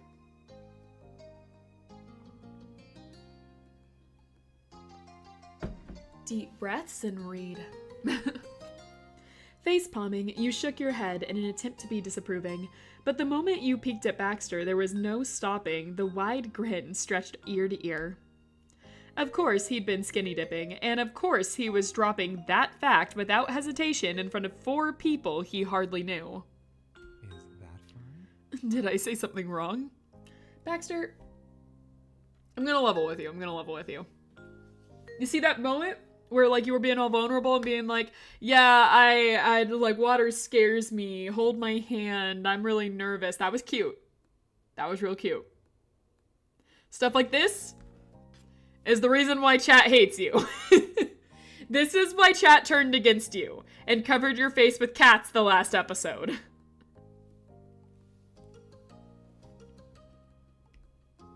The playful note in his voice told you everything you needed to know. Baxter was fully aware and enjoying the bit of chaos he unleashed on the group. Yeah, it's kind of funny. You exhaled deeply and did not comment. No one else added anything on the topic of Baxter's skinny dipping adventures either. It was back to the drawing board and what to do next. After a while, the gang mutually decided it would be best to do something that was not water-based. The 5 of you continued to have a good time. You went on a shell hunt. Miranda managed to find the biggest, while you found the most colorful. Cove caught a tiny crab. You did a bit of everything. There was impromptu games to just soaking up each other's company. However, after a while, you all had run out of water, drinkable water anyway. It was decided that you'd head to Cove's house, or yours. Things were gathered, and you'd start to cheerfully walk up the road. What next? I don't have anywhere to go, so it could be whatever. Yeah. Same. I guess we could keep hanging out. Terry snorted and readjusted her grip on her things. And don't sound too sure there, Cove. By this point, you could see your house. It hadn't taken you too long to make this trip. The conversation continued with everyone throwing out suggestions. Are people hungry? She looked from face to face in inspection. Cove and Miranda shrugged in concert. Baxter didn't react. No one was overtly opposed to it. However, you weren't really starving. It wasn't quite a mealtime. We could get dessert. Miranda put a finger to her lip and thought. With a smile, her voice became more confident. Yeah, that would be fun. Terry considered it, and then shot Miranda a thumbs up. Sounds great to me. I can definitely go for that. I'm fine with that if everyone else wants to. When the topic of dessert was raised, Baxter hummed with interest. This caught everyone's attention, as nothing else had drawn a comment from him in a while. Is that the next event? Would we be willing to try ice cream and similar frozen treats? I like the sound of that. Why? But why? Baxter shook his head ruefully. Wow, Angie. Keep up. Chat is kind of dead today. People really dislike Baxter that much. I mean, like, it's also the first visual novel stream we've had in a while. Like, yeah, the visual novel streams had kind of started gaining speed, but we were doing them every week. And then we did a horror visual novel last, and more people were interested in that. This is the romance visual novel, which already is kind of slow. And, like, to be honest, chat was never, like, super active during these, except for some of the times whenever we'd occasionally get a whole lot of people. Mostly what I've noticed with, like, these chats is either people watch in the background, or, you know, we have a bunch of people willing to meme that day. What visual novel did we do last time? Do Not Take This Cat Home. That was the one we did. I have more visual novels planned after this, and, like, to be honest, I think another huge thing about our life that makes a lot of people not click on this is that nice little part 26 in the corner of the video. That was a visual novel? Yes, it is. That is a visual novel. Because, like, to be honest, like, if you're a new viewer, do you want to click on a part 26 to a video? I think that's less likely to happen. People that may already know the video, or, like, have already played the game may do it, but, like, if you're a new viewer, I think it's more unlikely that you're going to click on a part 26. And, like, I realize that doing these, but, like, the point that, like, I do them is that I have fun reading. I just like doing it. And in the end, I stream for myself, you know? I do it for my enjoyment. So, yeah. That's my theory a lot of times behind, like, the slower chats on the visual novel days. It doesn't bother me much, though, because we'll make up for it later in the week, right? Ever thought about putting, like, Baxter DLC Part 1? I have before. Like, I've thought about a couple of different things, but in the end, I'm not... The our life ones, like, how to put this? I'm not entirely trying to get a whole lot of traffic on the our life videos. When we do other visual novels, I probably will.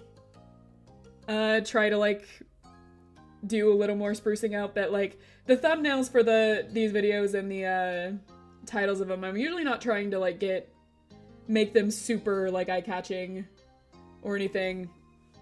And most of the reason why is because they are a visual novel. I guess I'm trying to, like, put this into words. Like, most people that have played this before or, like, know what this is or know it's a visual novel will be okay with that. But visual novels kind of have a bad rep in a lot of gaming circles. And, like, I've had a lot of people unsubscribe to me because I play visual novels. I've gotten some comments on it before. And I guess because I've gotten comments on it before, because I've had people say some stuff and unsubscribe to me, I kind of naturally end up making the visual novel streams not as eye-catching to people. And, like, keep them, like, yeah, my regular viewers will watch me with them and stuff. And it's not really to try to get new viewers because, yeah, people can be mean. Like, I'm just enjoying myself reading visual novels because, like, I enjoy it, but, yeah, some people can be, kind of mean about it. So I tend to not make the visual novel ones as eye-catching as the other ones. So how have you been, Angie? Felt like people have been, asking you... Hold on, wait, I'm reading everything wrong today. Hold on, let me try that again. How have you been, Angie? Felt like people have not been asking you that enough. Are you good? I'm okay. I'm really okay, actually. I mentioned earlier that I'm, like, really happy recently. I am. I know I just, like, mentioned, like, people are mean sometimes on the internet. They are. That's gonna happen no matter what. I've enjoyed myself so much these past few weeks, like, being back on YouTube. I really love it. I love streaming. I guess I really like streaming. Go figure, the streamer likes streaming. But I have a lot of fun with it. I enjoy talking to you guys. I enjoy being here. Things are going really well in life right now. I've been able to reconnect with a lot of family fairly recently that I usually don't get to see. I'm excited for Christmas. I've been trying a lot of new things recently that I usually haven't done. And yeah, I'm pretty happy with life right now. Thank you for asking. I do appreciate that. But yeah, I'm doing good. Almost to 200 subs? Yeah, I noticed that. I'm surprised at how much this channel has grown. Yeah, man, like every time I look and like, I never look at the amount of subs I have while I'm streaming. Because in general, it can be, I don't know, I used to look at it, but, I had a lot of people that would like subscribe during streams and then like unsubscribe during streams, and typically like it causes a lot of anxiety and just like, it's not good. You know, I want to enjoy when I'm streaming and I want to enjoy talking to you guys. I don't want to be distracted by anything. So I don't look at anything like concurrent viewers or, Like, sometimes I'll glance at it, but I won't look at concurrent viewers or the likes I'm getting or the subs or anything because I want to focus on you guys. So every time I like exit a stream and I look at the analytics and I look at the subs, I'm always just like, whoa, what? More people subbed me? What? Are you sure? It shocks me. I'm really happy about it. I'm like really, really happy about it, but I always get so surprised when I see it. Very excited. I'm excited about things that we're gonna do fairly soon. Hopefully it doesn't come off as cringe. There's a few things I want to try. I'm always hoping that they're not going to come off as cringe. But you know what? I'm also pretending to be a fish lady on the internet, so it's all going to come off as cringe, right? I mean, look at my fantastic model. What am I scared of? What am I scared of being cringe for? I'm a fish. I don't need to feel cringe. Embrace it, right? All right. That was your scheduled break for the day. We will get back to our visual novel. I know that you're a fish and all. Yep. All right. Let's see here. Nope, read that one. Truthfully, the one person I have wanted to do... What did I say? What? Wait, what? Huh? Truthfully, the one thing... the one thing I have wanted to do while I was here is to see an ice cream truck in person. Posture check jump scare. Ah! How did you know? Alright, let me just not be a hunchback over here. At the same time, Cove and Baxter are talking. Suncloud and Celine are talking to each other. Don't eye raise emoji at me. I didn't do anything weird. You didn't hear anything. Everything was fine. My hometown doesn't have one, and neither is there one around my campus. It is a summer tradition that I have missed. Learned from the friend. No, I haven't. I didn't learn anything. You and Cove stared at him blank-faced. Miranda pressed her lips together and shot a glance at Terry. Her expression was like a stone. That was a dramatic drop in mood. Am I being gotchly touristy right now? He was entirely off in the guess. Baxter could only watch helplessly as the people around him remained unusually sober. Cove voiced the consensus of the locals. I've never been to an ice cream truck either. What? Are you serious? Miranda nodded her head, and Baxter's composure shifted into What is going on with you, Angie? What is this? Why can't you read words on the screen? What's going on? You want to talk about it? You want to talk about this? You want to think about what you've done? Into incredulity. Me neither. Same. When Baxter turned his head to you, you had nothing to offer. Sorry. There isn't an ice cream truck in Sunset Bird. We have an ice cream stand at the shopping street. It's not exactly the same, but that's how it is. Oh, and sometimes we get ice cream at the park during big events. That was from a cardboard box, though, still not a truck. I've only got an ice cream parlors and get ice cream from the freezer part of the grocery stores. Me too. But sometimes my family makes it homemade. Baxter grinned, for once in the same group of his new companions. I've normally only eaten it at restaurants after a meal. I never realized that ice cream trucks were so rare. Hey, what are we bringing back into this?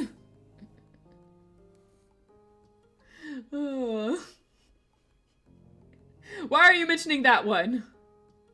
You haven't been yourself lately. Maybe I need a Snickers. Today I'm just tired, honestly. I'm trying to go on a don't drink coffee thing for the week. You know, trying to like wean myself off of coffee a little bit. And man, that lack of caffeine is getting to me.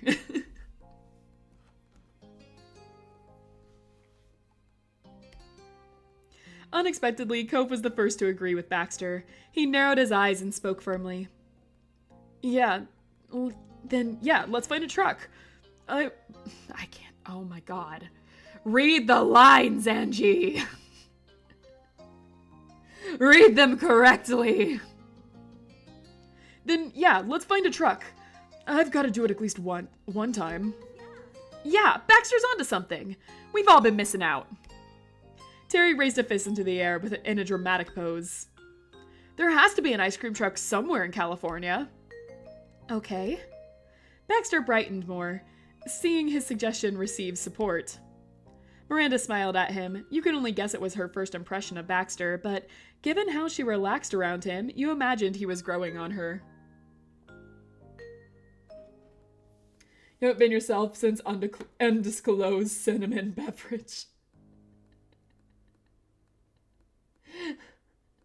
Do I need to bring more undisclosed cinnamon beverages into this channel? Do I need to... Will I be myself if I keep drinking? Is this what you guys want? Drunk Angie. Drunk Angie tries to read visual novels. You're being mind controlled by the cat in your head. Oh god. Oliver. What are you doing to me? And the cat in your head is being mind controlled by the cat in your head, and the cat in your head is being mind controlled by the cat in your head, and the cat in your head, and the cat in your head, and the cat in your head. Anyways.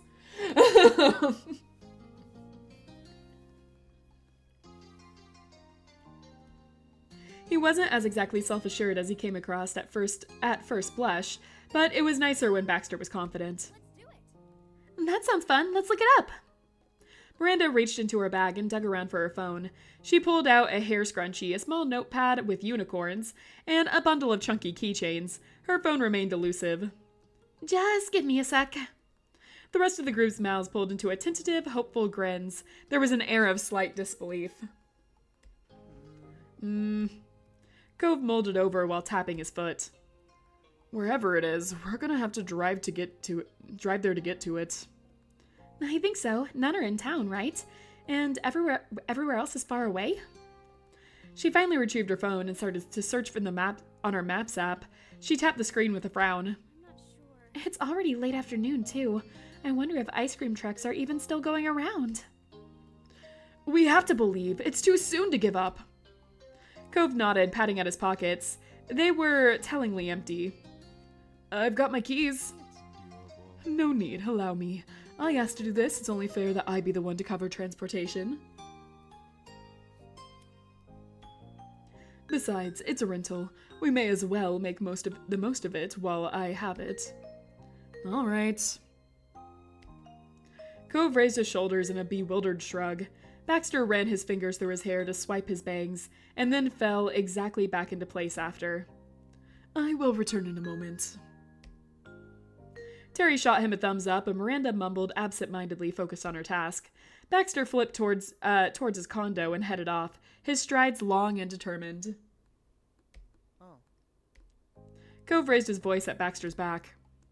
We'll put our stuff away while you're off doing that. Baxter peered over his shoulder and answered, Very good. Baxter was soon out of sight, and Cove had gathered up all of his things into a sturdy hold. He gestured with his chin to the house. We can use my place for storage.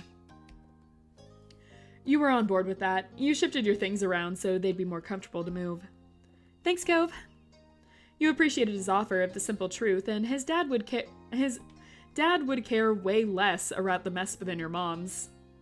Cove led the group to file into the Holden household. Miranda brought up the rear, stumbling behind Terry. She was being led by the arm while still keeping her eyes on her phone.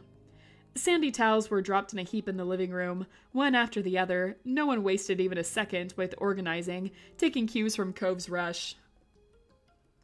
I need a minute. Gotta grab a shirt. He darted towards the hall, his steps loud on the hard floor. You straightened out your shirt, suddenly conscious of what was on your own body after Cove brought up the topic. Cove returned, now decent, with his orchid t-shirt. Terry hooked her arm around Miranda's and used her other hand to wave towards the door. When you got out, you could see Baxter's shiny black vehicle idly in the street and awaiting its passengers. Back in your days, you could walk to a shop with $5 and leave with 5 kg of beef, 2 kg of coal, and still have a lot of money. That is you also brought a gun. Why? Why back in my day? Hold on a second. Why back in my day? I'm not that old. Chat always making me out to be old. What is this? Cove went for a seat in the back while, without consideration. He was not going to be in the front. I guess I am. With you going to the passenger seat, Miranda and Terry followed Cove. Hello. Welcome to my car, friends. Do we know where we're going? Because I was not born in 1648. 1648? 1648? How old do you think I am? What is it? Oh, now you're deleting the message. What is this? This slander?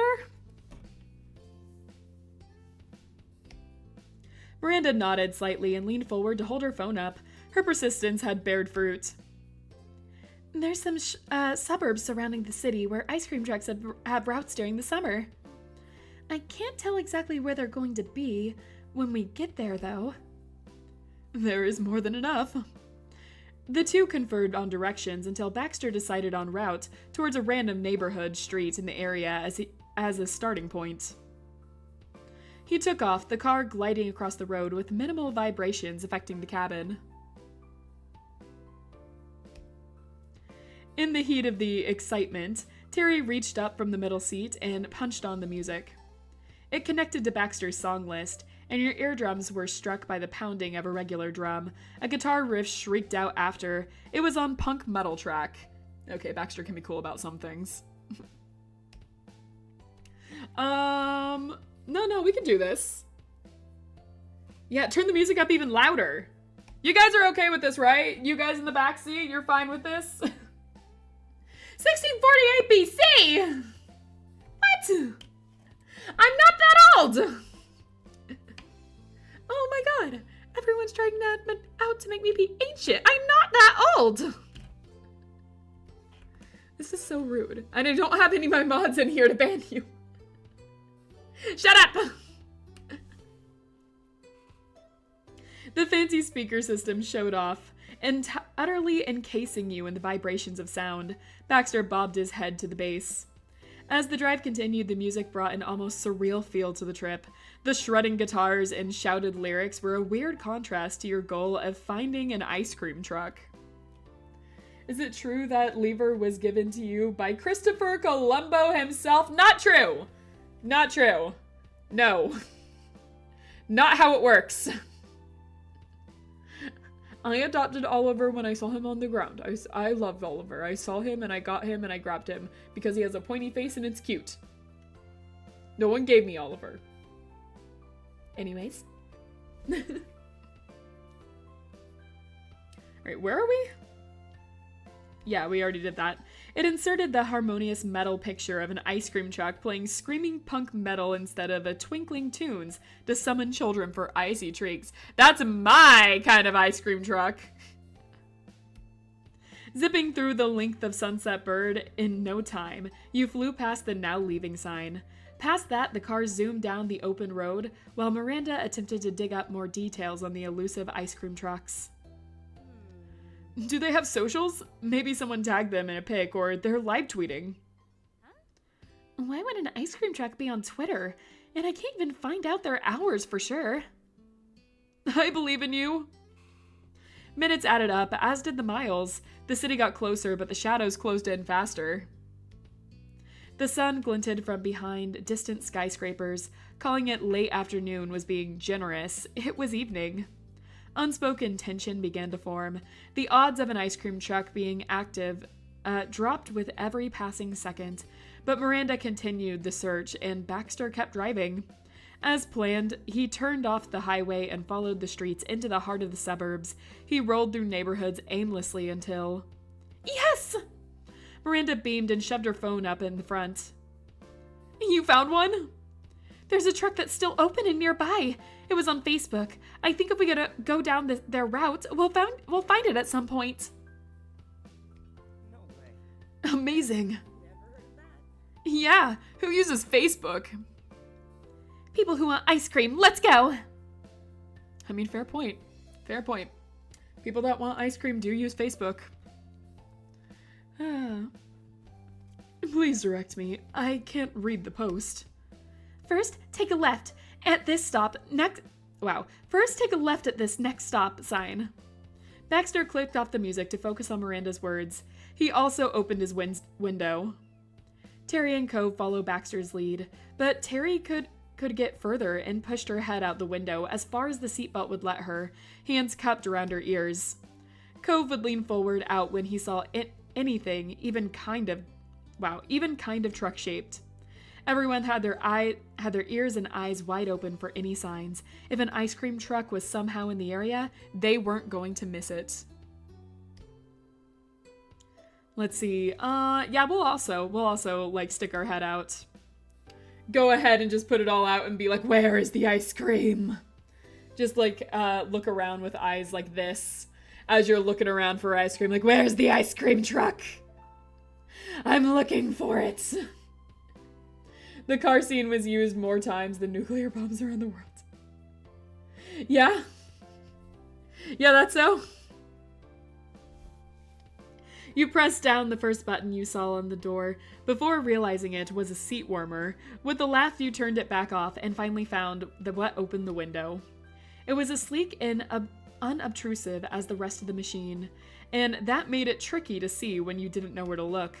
You pushed off the floor of the car and twisted in position, with your head going straight through the opening. At such slow pace, the wind coming through wiped at your hair gently, pleasantly, much less nicely. A fine dust blew from the street. You squinted against the dirt in the sun. It had sunk low enough to be perpetually within your eye line. The stop sign on the crosswalk. Hey, never seen Hereditary? Anyways. Still, no truck to be seen. The houses you passed seemed older, probably built decades ago. Some had colorful lawn decorations and well-kept flower gardens. Others were nothing but green grass. Conversation stopped entirely once Miranda had told Baxter all he needed to know. He drove through the residential streets like a hunter on the prowl. The target could have been anywhere. He turned a corner, faint laughter filtering in through the windows. You heard birds chirping and rustling leaves, but in that moment, none of that mattered. That's not what you needed. You concentrated on the high-pitched jingling tune. Was it? It had to be.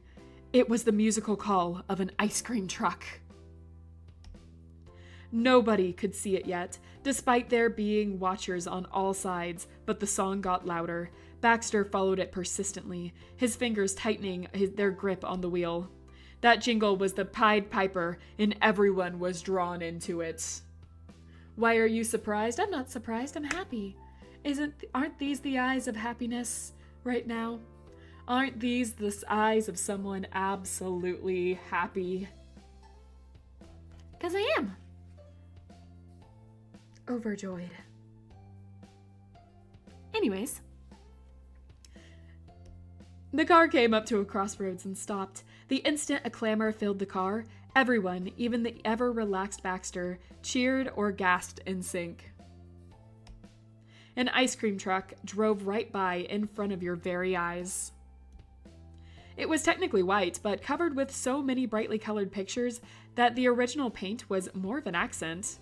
Stickers with warnings such as "Go slow" and "Watch for children" stood out in red, and recognizable characters and edible versions were in a grid labeling them from A1 to C3 for convenient ordering. It was like a moving treasure chest of frozen goodness, and the temptation was too strong for some. Still in the middle of the intersection, Cove's door, I said door, popped open, and his seatbelt zipped up against the cushion. With nothing left to protect, Cove was gone. We lost him so soon. I'm so late, what have I missed? You are late, Momster, how dare you? Oh wait, this is Baxter, not marrying him. Yep, this is Baxter.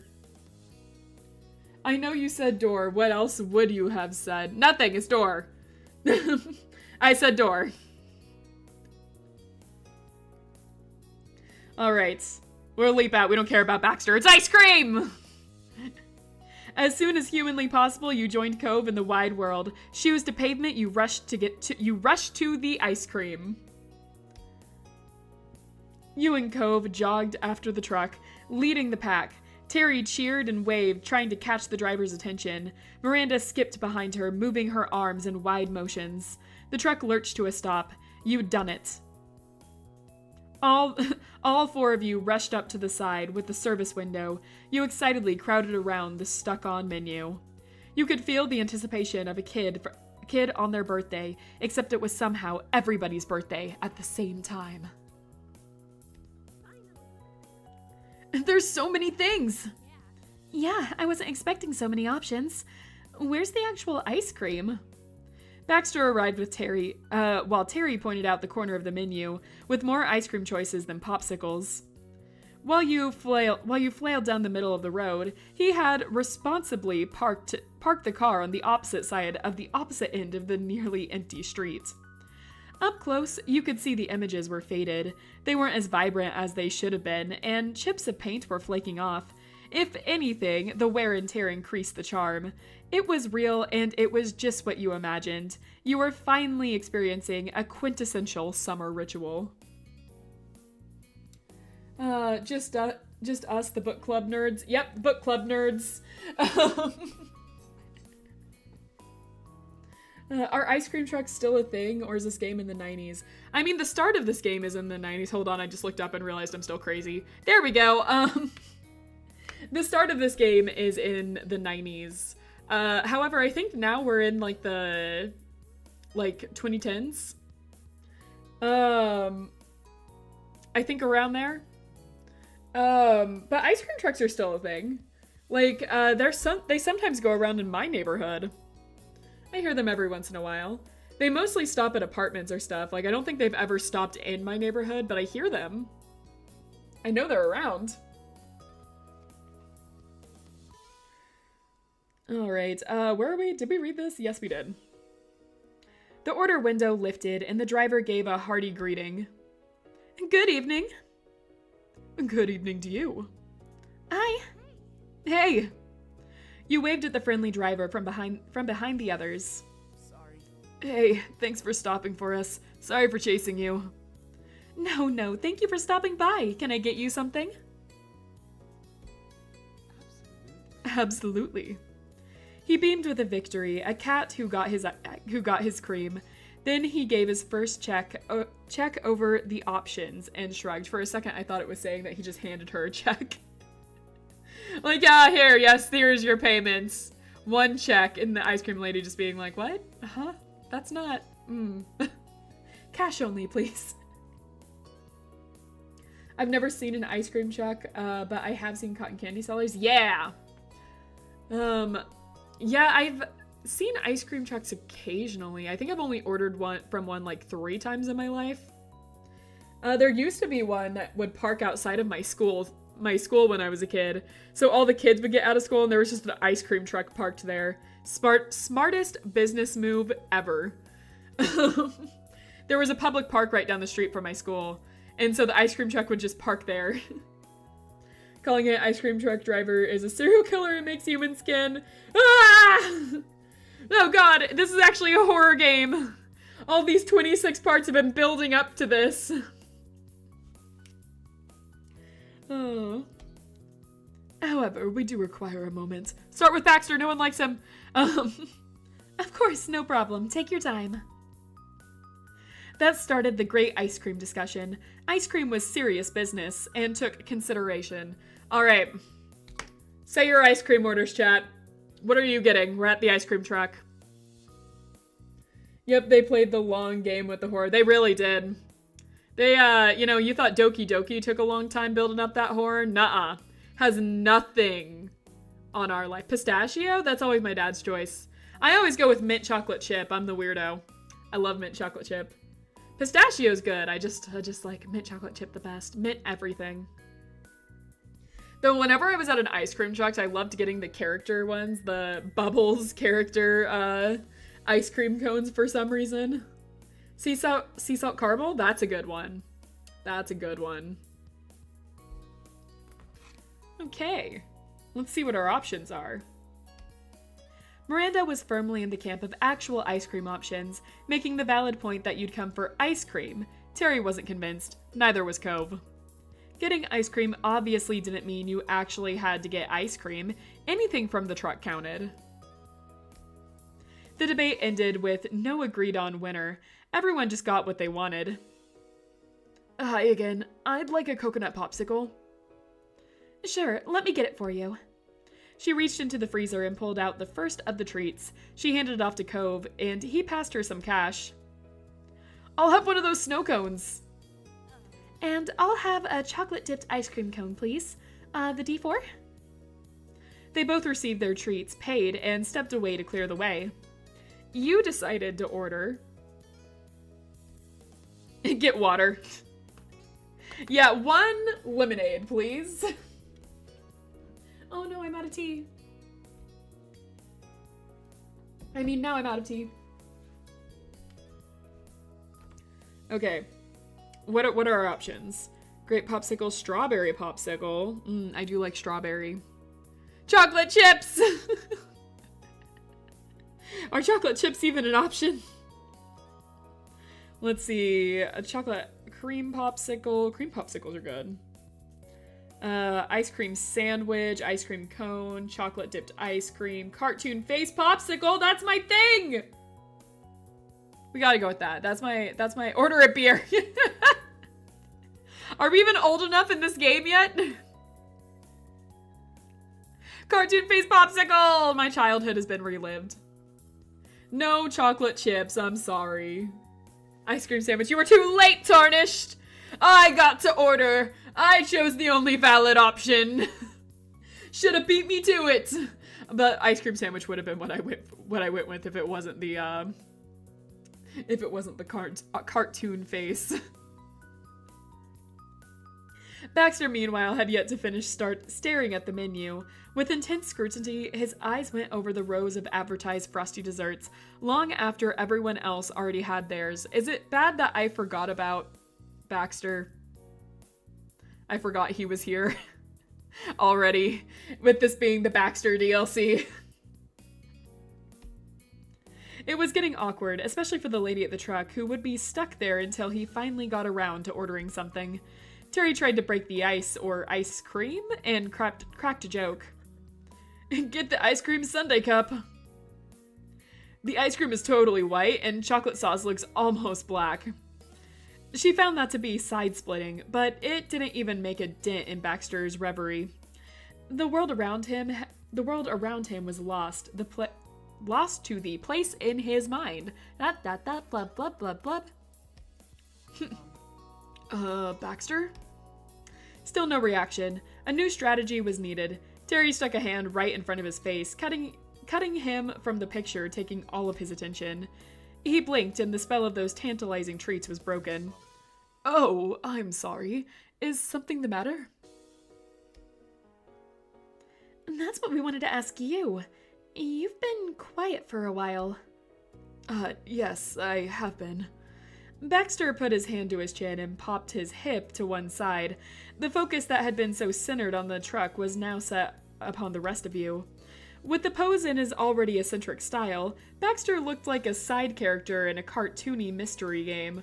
One of those definitely not the criminal, but still needed to be cross-examined for important details. That's a way to describe him. So this is a horror game. You know when your legs goes old TV statics? What? What, huh? Baxter smoked a bowl. His munchies are yelling at him to order everything. Ah, yes, order everything. Do it, Baxter. Do it. Do it for us. Redeem yourself. My problem is this. I'm unsure if I should get dessert that's to my usual taste. If I do, I'd be certain to enjoy what comes from the ice cream truck. That would be nice.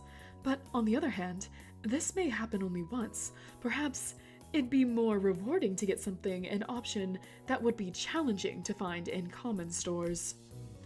Which will add more to the experience, indulgence or novelty. I want to make the right choice. My god, man, just get a little cartoon-faced bitch and be happy with it.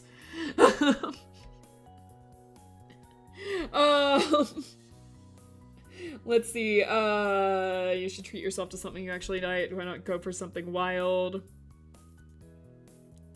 I think telling him to get whatever he wants will just cause more of a wait. Okay, get whatever you want and you can try what I got too. Sure. We'll be all gross about it. We'll be romantically gross. More than one treat. It falls asleep. It what? Huh? What falls asleep? What are we talking about?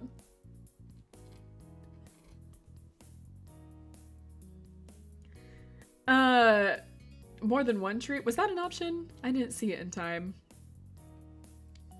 As long as we don't get the same things, you'll be able to sample 2 different treats. Oh, well, I can't reject such generosity. In that case, my decision is made. Yay! Success! Indeed, but now you're going to have to bear with me. He said so teasingly, it was all self-directed. I promise it is not what you think. I'm being entirely honest. I'm going to get my preferred treat of this type to eat. Okay. Why would we have a problem with that?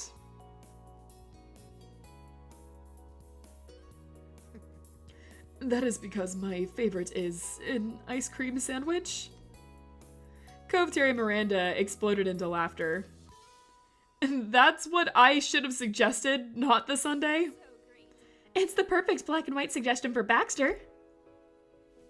Let's see. Is it that funny getting an ice cream sandwich? Am I missing something? I mean, like, is it black and white? Are ice cream sandwiches black and white? I thought they usually just had regular cookies on top. Yes? Okay. Baxter sounds so arrogant. You have that arrogant voice down. Thank you? Thanks? I guess? Sure, I'll go with that. I'll take it as a compliment. Alright. Anyway, let's go on. Let's see. Yeah, we'll laugh at him. Always taking an opportunity to laugh at Baxter. Baxter ran his hands across his bangs, his smile sweeping into a grin at the same time. It's basically a big Oreo with ice cream. I guess most of the ice cream sandwiches I've had, the cookies have been just like plain cookies, you know, like the brownish ones. So, huh. But I guess there's ice cream sandwiches that have like the black cookies on top. I guess I haven't thought about it much. Interesting. Alright, Baxter ran a hand across his bangs, his smile sweeping into a grin at the same time. It was obvious he knew exactly what he was doing. Far from being bothered by your laughter, it seemed like that was what he was aiming for all along. I cannot deny that I originally tried them because of the colors. It had been picked out for me because they assumed I'd appreciate having black and white dessert, which I did. But they are the tastiest type of simple ice cream treat to me. It's simply a coincidence, or perhaps it was meant to be. If you insist, monsieur, I believe you. Go get your sandwich. Baxter approached the truck determined and leaned against the counter. He spoke briefly to the patient ice cream lady, then money was exchanged. In return, he got his prize. The coveted ice cream truck treat was finally in his hand. Or you don't know black from brown. Am I colorblind? Wait. After one more thanks to your crowd, the ice cream sales lady shut the side window. Then the truck slowly began to move. Your friend shouted, waved, and gave grand farewells, wishing her well on her journey, bringing treats to young and old. She beeped the horn a couple of times in a cheer of her own. The truck eventually disappeared beneath the skyline, and you, along with the others, ambled across up the roads towards Baxter's car with treats in hand. Miranda and Terry giggled about something you couldn't quite catch, but it became apparent the minute they exchanged cones and took a lick each. Actually, using the word lick might have been generous. Terry! A peek at Miranda's half-eaten ice cream and the vanilla and chocolate smeared all over Terry's mouth said all that was needed as to be said about the situation. This goes so well with that. You said what you said about the Alolan Rattata. Hey! We agreed not to bring that back up! Terry pitched forward, clutching her head, and... okay. Terry pitched forward, clutching her head the cone, nearly hurtling to the ground as she pressed into her temples with both hands. Ha! Chromatic justice! Brain freeze, huh? It was hard to keep a smile from showing on your face. Yeah, looks like it. What? What, Shansei? What? Huh? What? Huh? Huh? What? Nothing. Nothing. I never agreed to anything. I was too busy clipping what you said. What? What do you mean clipping what I said? And sending it to your mom? What do you mean sending it to my mom? And laughing a lot. Yeah, that you guys did do a whole lot of that, huh? She might have deserved it. You snickered to yourself, trying not to laugh too loudly. Then Cove pinched the edge of his popsicle stick, waving it like an accusatory finger in Terry's direction before taking a bite off the top. The regret was immediate on his face the minute he crunched down on it. He stiffened into a Covesicle. You couldn't say he didn't deserve it. Can I request a Corniver? You sure can. Hold on, which one of these is Corniver? There he is. Alright, let us go over here and paste. And where do you want him? Where do you want a Corniver? I can put him here for now. Until you decide. On the tower? Got it. Corniver Tower starts.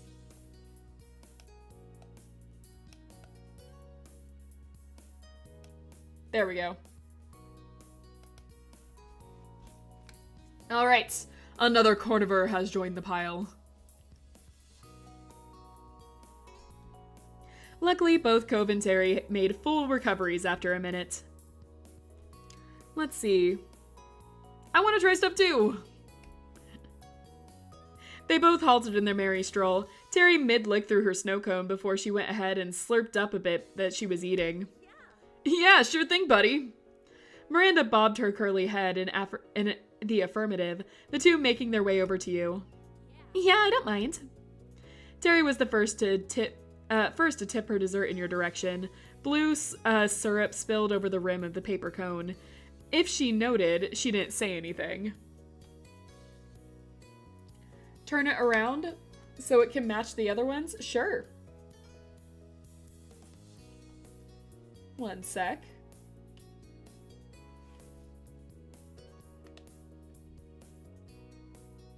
Just gotta go over here and there.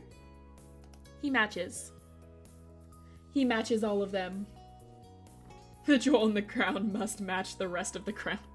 I see, Ozzy. Well, there you go. He's here now. Hell yeah's right.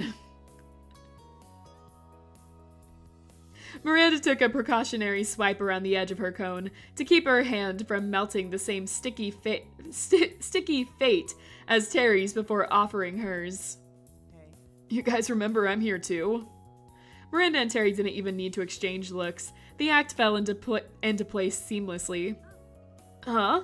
Did you hear something, Randy? Anything we might have forgotten? Miranda shook her head, her hands clasped around her ice cream cone, fingers interlocking. Maybe, but I can't tell what it is. Terry twirled the edge of what you could only assume was an invisible villainous mustache. Miranda, meanwhile, dramatically glanced around the source of the mystery sound in every direction other than Cove's.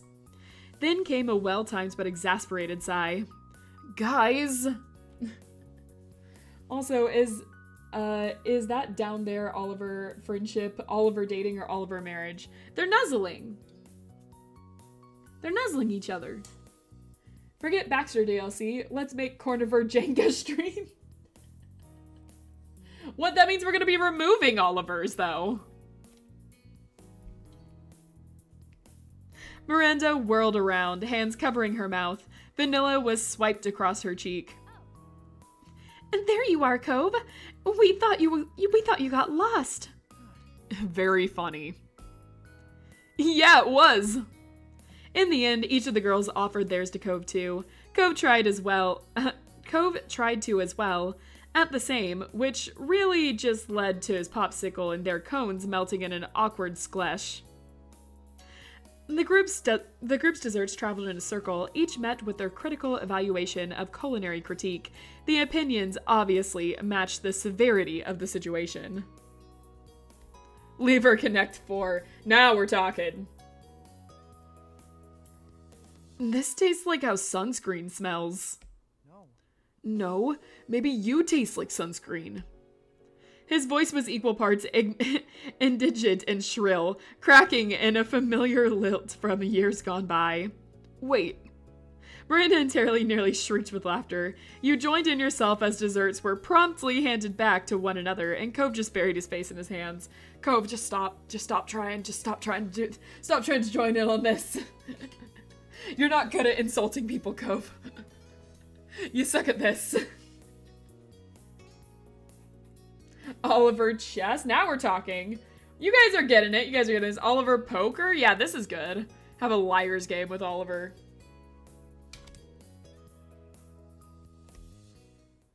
The others continued chatting as you clocked that there was a notably absent figure from the party. It was your fifth and newest addition to the group, who also happened to be the one who drove you guys here and made the plan in the first place, Baxter.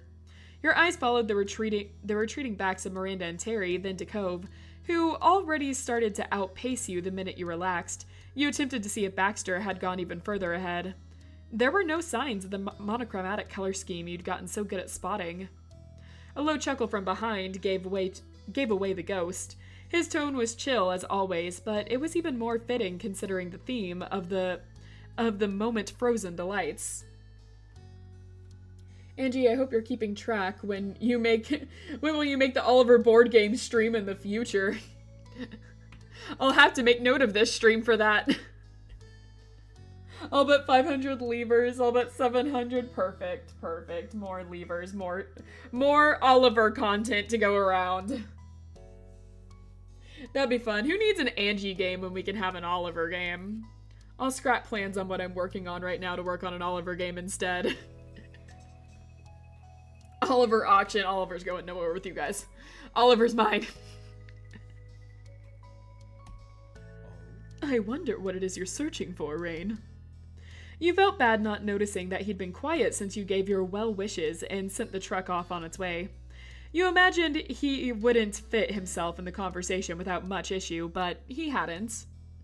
You need an Oliver on the middle house on that roof? Sure. Let me just get in here.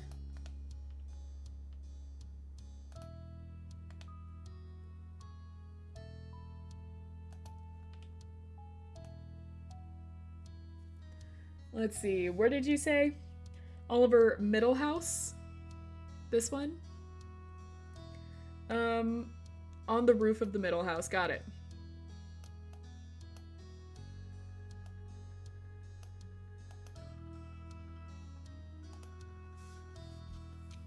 Oliver kicking jellyfish simulator. It was one time! I kicked a jellyfish one time! And it hurts! I didn't mean to kick it, but man, it sure let me know it.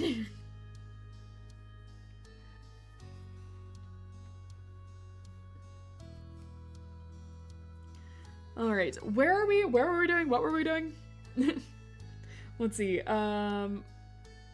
already read that. Instead, he hung out on the very end of the crowd, inspecting his dessert with the gravity of a man who only just faced his fear of the ocean for the first time. You slowed to a stop altogether and waved on the others when they checked on you. Baxter's walk turned into a brief jog, aware that you were waiting and not wanting to keep you. It wasn't long before he came up from behind. You fell into steps beside him, the two of you silent as he passed a wondering glance in your direction. You can still try mine if you want. It's okay if you don't, too. No, I do. Wonder turned to relief once you made it clear that you hadn't forgotten the promise. I merely intended to wait my turn. How polite. Baxter held an open palm out, waiting for the profited treat to be handed over. But when you moved in closer, he didn't pick up the dessert. Instead, Baxter held your wrist, keeping the cartoon-faced popsicle steady, and leaned in to try it from you directly.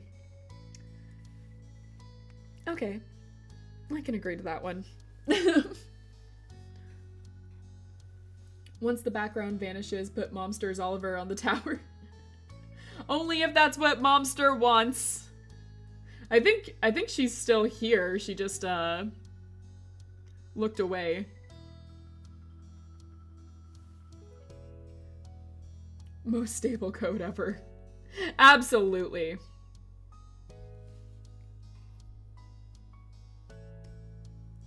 His fingers were long and delicate, and they were cold. Thank you. He noticed your reaction and grinned deviously as he retreated to a respectable distance again. Even though he'd let it go, it still felt tingly where his touch had been. Would you care to try mine? It is delicious. Well, I mean, if you're offering, it's ice cream. I'm not going to turn it down. It was messy to snag a bite when the cookie part of the sandwich crumbled to dust after your teeth made contact. The ice cream nearly dropped as you fought to get both in your mouth. Baxter broke into easy laughter. He revealed a stack of napkins from his pocket. He offered you a couple for your troubles and returned the rest. You took the napkin thankfully and wiped the sticky residue off your face. Well, you thought you did. Baxter lightly tapped his right cheek, a hint at where your palms had gone astray. As soon as he pointed it out, you could feel the crumbs linger there. You scrubbed them away with embarrassment. He had no more tips then, all smiles. I wanted to thank you, by the way. Oliver and Carnivore are kissing. Yeah, they're nuzzling. They're nuzzling each other.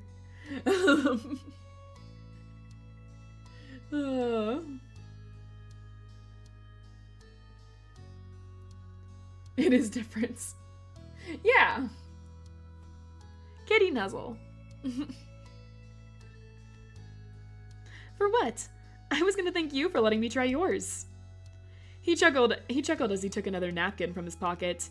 He didn't pass it to you, and instead fiddled with the edges of it, maybe to give him something to do rather than stare at the ground.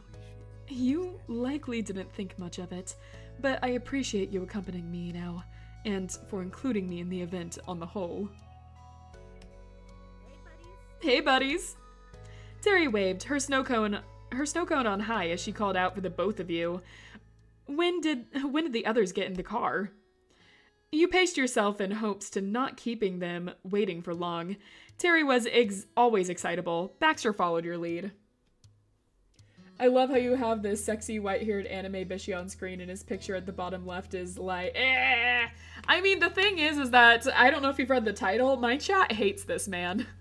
Space included, Josh included, in the last episode, because, like, in this game, you know, it's supposed to be like, yeah, you and your childhood friend can date each other and stuff, but this is the DLC, where you get another childhood friend you can date, and then you get Baxter, who's your flirty neighbor, and he doesn't want to date, he just wants a fling. And the last episode is where he brought that up, where he was like, yeah, I just want this to be a fling, I'm not interested in anything. And my chat turned on him in an instant. They never liked him to begin with. And so, like, they all, because he's very flirty, and they all didn't like him, they all got creeped out by him. Like, Cove, the green-haired guy, straight up will break into our room all the time, and they still think he's way less creepy than Baxter is. And so my chat has just all but turned on Baxter. So in this moment, when we got our little Baxter chibi, Space drew him like that. This is what happens when the chat turns on you. Oh. Terry pointed her partially melted snow cone towards Baxter as soon as he came close enough. I wanted to try yours too. Mine's a little slushy now, but that's half the appeal. He gave his ice cream sandwich to Terry, taking the paper cone in exchange. And for reference, what is the other half? Turned your tongue blue. Really? Didn't you get a cherry? Yep. And are you sure you didn't get the wrong one? I'm not sure about anything in this life. The last stream I did was right in the middle of the Oliver apocalypse. Yeah, that was... I limited the Oliver apocalypse and no one was happy with me for that on this stream. Love helping him with zero context for any of this. Yep. Yeah, these book club streams, very few people come on, but they tend to get the most chaotic out of most of my streams. Because I just allow chat to do a lot more things. I basically say, rules, all rules kind of go out the window with book club streams. Well, mostly all. I'm watching some of you.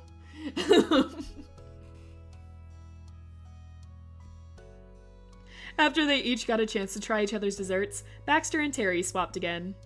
Then Baxter leaned against his car hood while everyone else happily situated themselves around the area. Randy and Terry took seats on the sidewalk curb, apparently heatedly debating the possibility of blue cherry being a real flavor. Terry had a fair argument considering raspberries weren't blue, and yet blue raspberry did exist for some reason. Cove hovered nearby, crouching himself on the summer-warmed asphalt. He stretched and strained, trying to lick a stream of melted coconut popsicle running down his arm. Cove, you're going to spring your tongue? Well, that was something you never thought you'd say. Ignoring your well-intentioned warning, he pressed on, his face squished against his forearm, tongue angling to try anyway. BTW, I need to quickly ask, has some mods pocket... What, huh? Shadow Realm? You're not banished. You're here. I see you. I don't think any of the mods have ever, banned you before. Hello, have we abandoned Baxter yet? No, he's still here. He is, in fact, still here. He's better this episode, I will say. He's a lot better. Not as annoying. He said some things at the beginning that were really annoying. But, he had, like, some cute moments, admittedly, that I was like, aw, he's scared of water. All right, I'll take your hand and walk you in. Like, he had some moments that I was like, all right, maybe I can start seeing a bit why people might like Baxter. Still constantly in fear. Why? You did something? Who'd you kill? What'd you do? You want to confess? Confess your sins? What'd you do?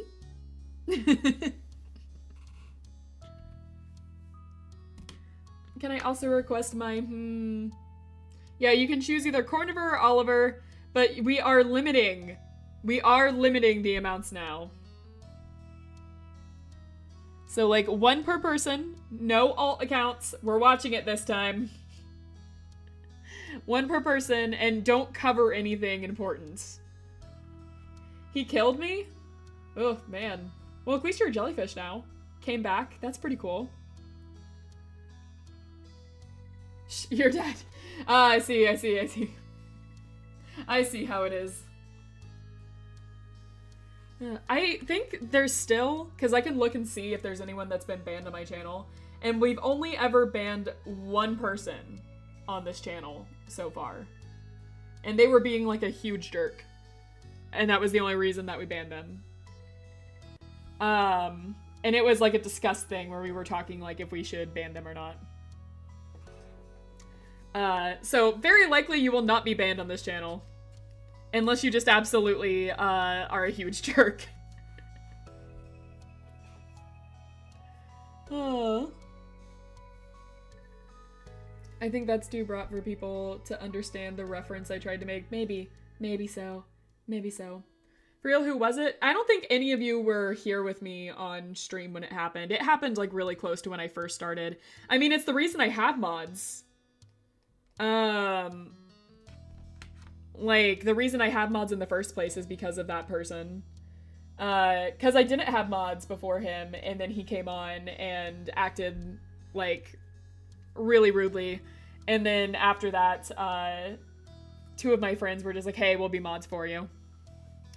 Can I get an Oliver on top of the brown hair dude? Yes, you can. Do you want regular Oliver or Corniver? Derek, probably.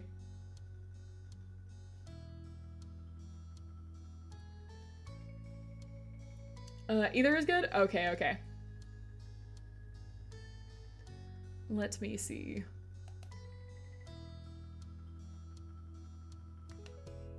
Alright, I got to go through here and do my high-tech method of copy and pasting Oliver. There we go. Let me flip him.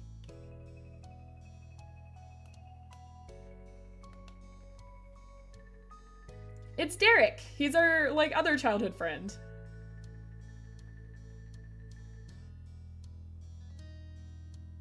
I'm suddenly not getting the option to flip him.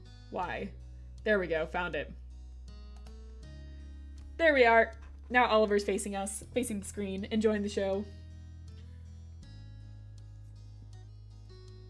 If K3 was here, you'd be the second to be banned.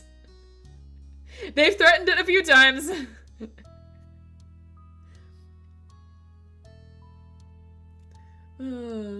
No diversity. I like my Oliver. There's a couple of Cornivers on the screen. So many levers, they're all wonderful. All Olivers are loved. In general, we've only really needed to mod spoilers. Yeah.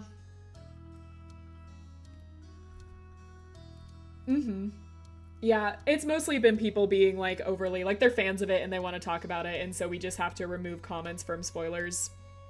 Very rarely have, like, I actually think anyone's being rude.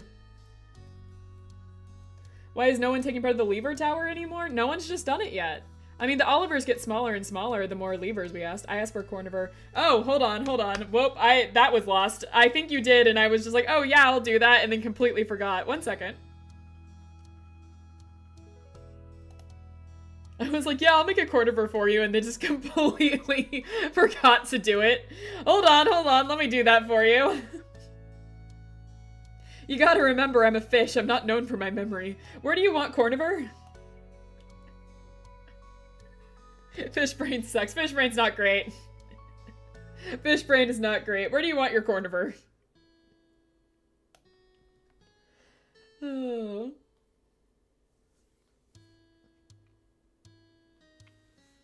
I'll leave him here. Covering Baxter entirely. Not how it happens this time. Klepback, we're not doing that. I already said. I'm gonna shake my finger at you. I can't move my thing right now. It's covered in Oliver's. The button I usually use to, like, move is currently covered in Oliver's. 1 second.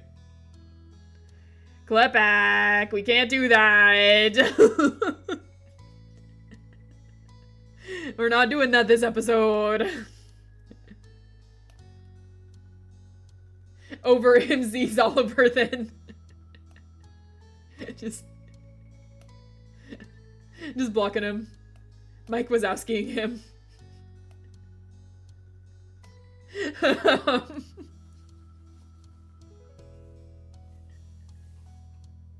Cover Angie and the Olivers. Hey!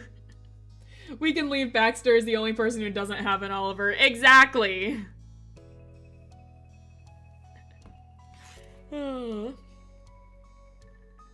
Let's see. Ignoring your well-intentioned warning, he pressed on. No, we already read that.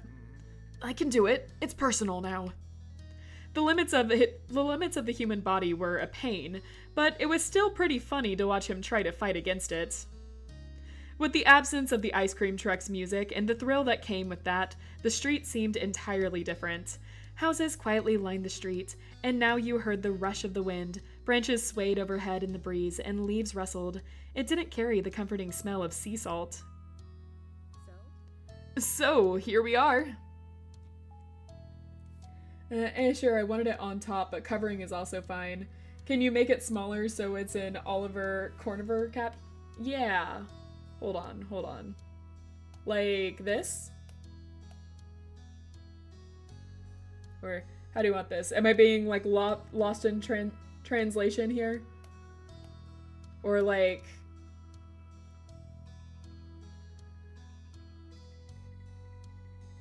something like that.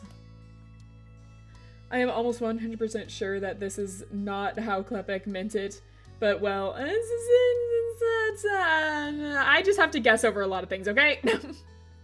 I'm not always the brightest fish in the shed, but I try.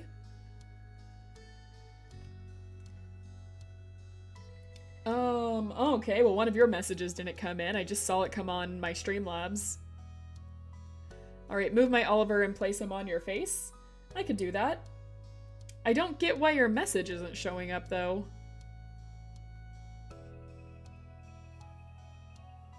Hold on, recursive Oliver, small one covering the big one while being in the middle.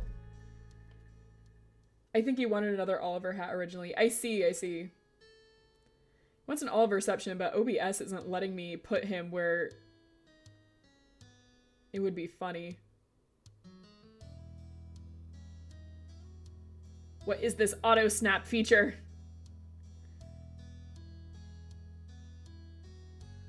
Okay, we're leaving him there. Double Oliver. Mod's Pocket has execute me against for trust. Mod's Pocket, I like that. Like Hot Pockets, but Mod Pockets. I had a different idea for my Oliver, but I'll save it for another stream. Okay. Sure thing. Wait, one of you wanted your Olivers to be moved to my face. That was... Which one was your Oliver? Was it the second one? Or was it the Corniver here? I can't remember who chose what Oliver. Close enough. I don't care anymore. As long as there are more cats on stream. That's fair. That's fair.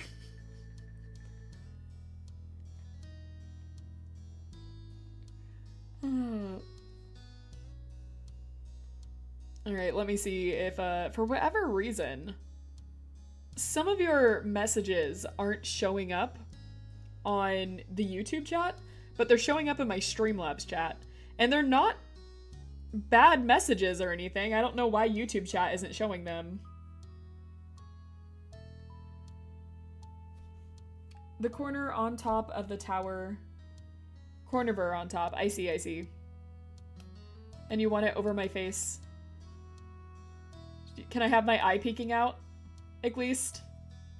Do I get an eye to peek out? I've been blessed with crepes and a tiramisu for my sister. That sounds incredible. I think she's plotting something against me. Maybe. Tiramisu sounds wonderful. Oh, man. Now I want tiramisu. No, you don't get to peek. Aww.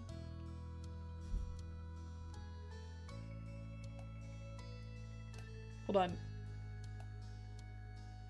I'm crying, though you won't be able to see it in a second.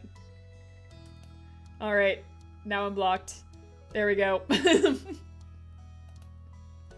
Alright, moving on.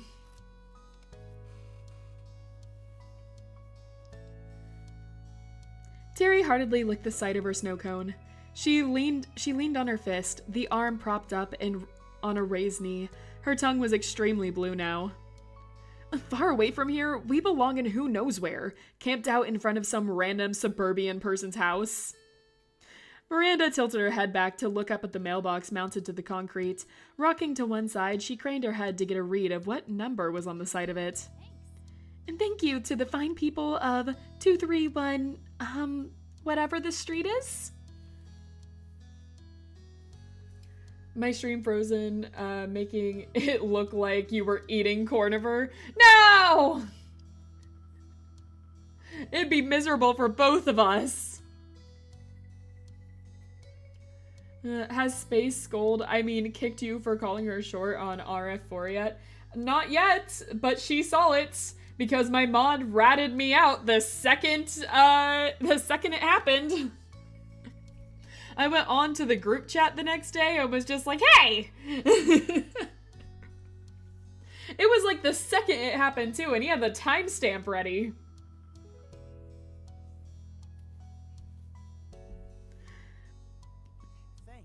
Sure, thanks people of 231 whatever street. Right, and thanks for driving us all the way out here, Bax. Can I call you Bax? Before he could answer, Terry sucked in a bit of air and waved it off. Nah, that's not right. I'll work on it. Baxter chuckled, taking another bite of his sandwich. There's no need to thank me. It was exactly what I had wanted to do. Let's see. What'd you guys think of the ice cream truck?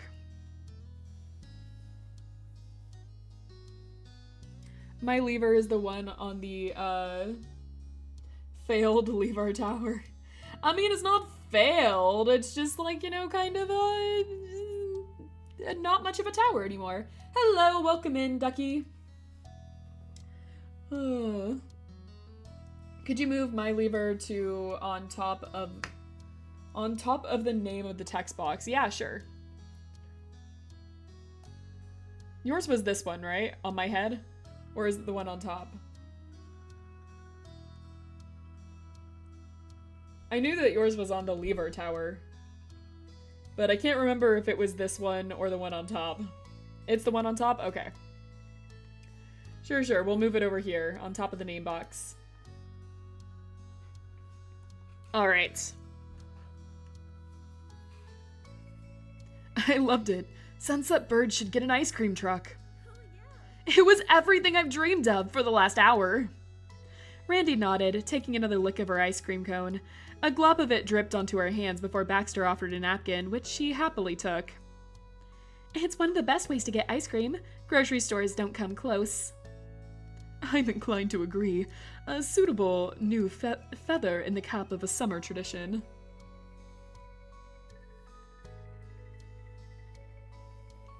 The sky grew pinker and yellower, and you knew that the day was soon going to come to a close. Somehow it felt wrong. It had gone on too fast to be over. Though summer never seemed long enough these days. As you were about to voice that thought, you heard the dim sound of something gurgling that immediately replaced the words that came out. Hey, did you guys hear that? I did! Yeah, what was it? Neither of the boys replied to the question, except for shakes of the head and shrugs in the negative. There was in no time a follow-up question because the answer came in the form of a psh. Water bubbled, then shot up in the graceful arcs on the ground. Droplets splattered onto the paved driveways and were coming towards the sidewalk next. Sprinklers! Randy made a break for it, dashing into the street with the speed of an Olympian sprinter. Randy, wait up! Terry leapt onto her feet. Her shoes hit the concrete with wet slaps while Baxter wordlessly searched for cover himself from the surprise spray meandering away without any urgency.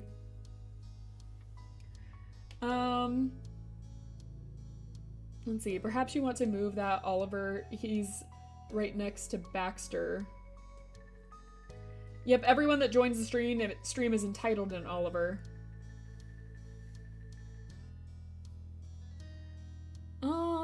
I am covered in Olivers. He's going to poop on Baxter said. Yeah, guys. Baxter even had time to finish the last bit of his ice cream sandwich. Duck behind the other side of the car. A few stray drops managed to strike you, but you were no worse for the wear. It started so quickly that there was no way to avoid all the damage. But Cove didn't even as much as flinch.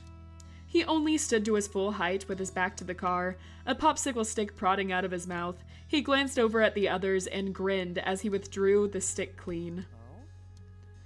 How about this water-based activity? We're all still in swimsuits. Exciting. Oh, well, isn't that an interesting proposition? This isn't even your neighborhood, guys.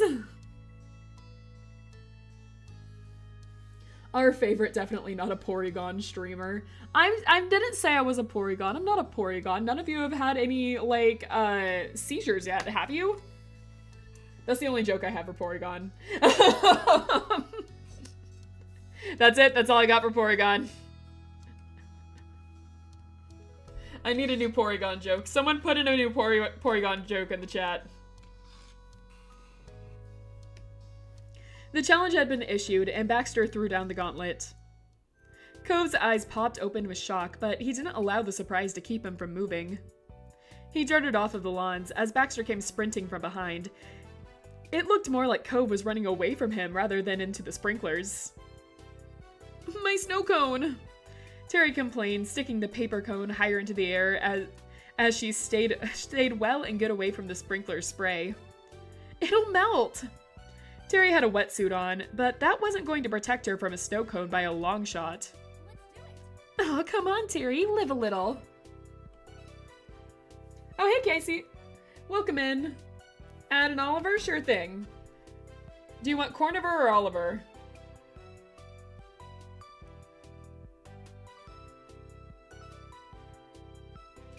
It is your choice.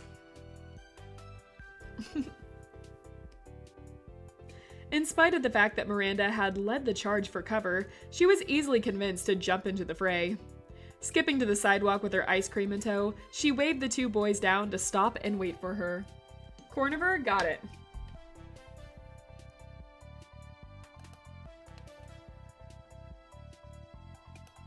Let me just do my advanced method of copying and pasting once again. Where do you want him? You can't cover anything important, so no faces or anything, but you can put them wherever on the screen. That is the condition. Place him onto Angie. You guys are just trying to cover me now, huh? I'm not important. I see how it is. On your neck? I don't like where it's insinuating where he's resting. You can't cover anyone's face, says the one with the cornbird covering her face. I mean, yeah.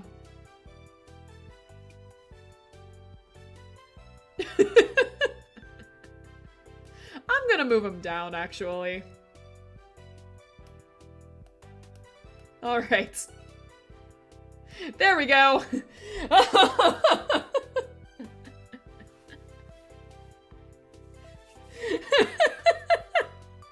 I just wanted to help cover you up. It's alright, I'm fully covered now. Don't worry about it. We're just gonna... Whoop. There we go.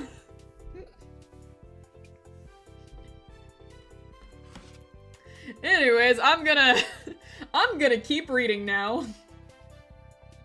Arguably worse. What, the Oliver sensors made it worse? I don't know what you're talking about.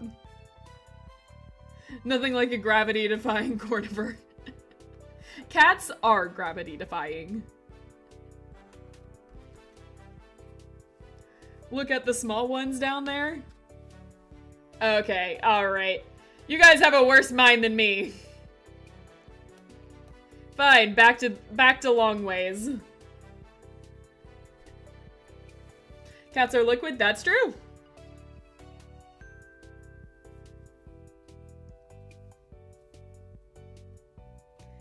Let's see.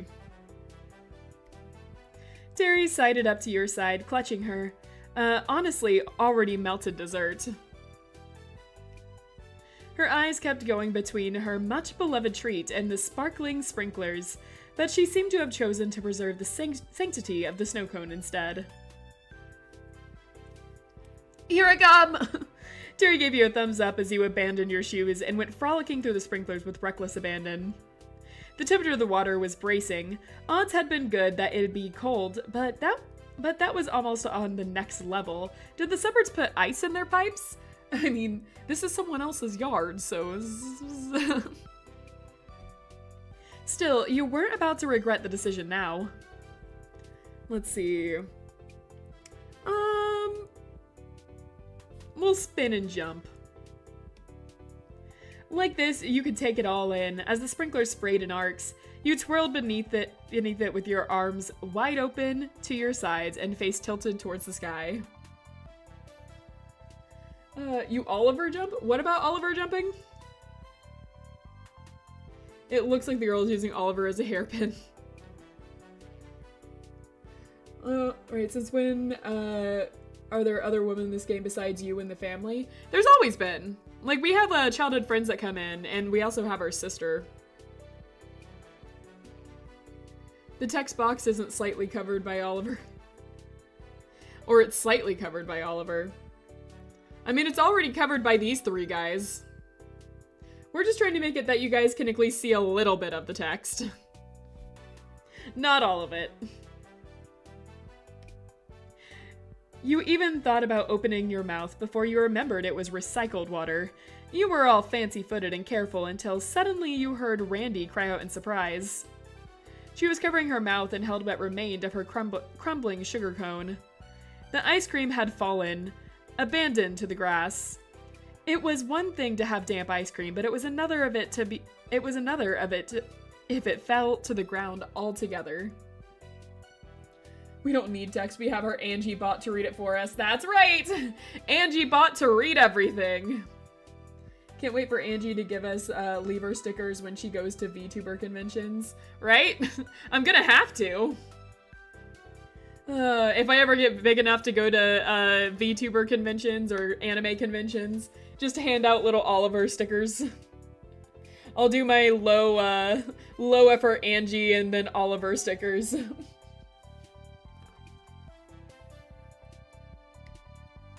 Everyone stopped except for the sprinklers on their back and forth pads, and Terry Brooke. Terry breached the wall of water, sliding across the grass until she could get a leg up. On one knee, she lifted her snow cone, an offering as if it were the finest bouquet of roses. My internet went down. Oh, I'm sorry.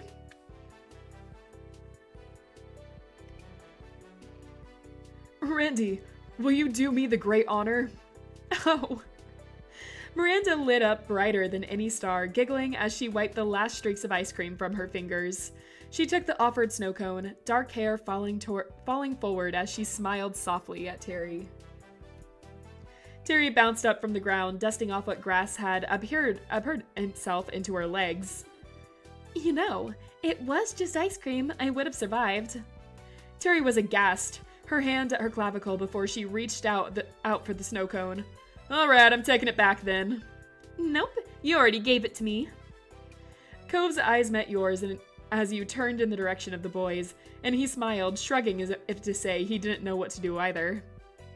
The two were already invested in a new game of keep away until Cove stole it right out of their hands, only to be immediately dogpiled by both. You turned to search for Baxter to see he was going to join the fray, but he was distracted. Miranda, huh? What about Miranda? Let's see. Okay, Terry is pretty and all, but who is the cutie in the middle of the screen? Miranda! I see now. When she might go to Twitch, she makes a point reward for adding Oliver's. Yeah, I've thought about that. I have thought about that. I think I can do point rewards on YouTube. Because, like, isn't that through Streamlabs that they do it? Or is that through Twitch itself? I don't actually know Twitch at all. Because Streamlabs does point rewards. I just don't know how to do it yet. I haven't gotten it set up. At least they act like I can do it. I think I have a new idea for my Corniver. Can you rotate him 180 so he's upside down and bounce him on top of MZ's Oliver? Sure thing!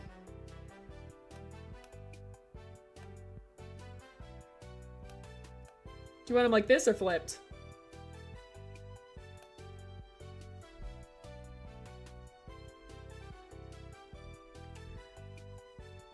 Wood cuddle. Fair. Cove looks hotter than the, We have a whole bunch of things of us dating Cove already. Yeah, Baxter is kind of boring. Then I'd call Angie old. Hey! Hey, you! Can you replace my Oliver with another, Corniver? Wasn't yours a Corniver?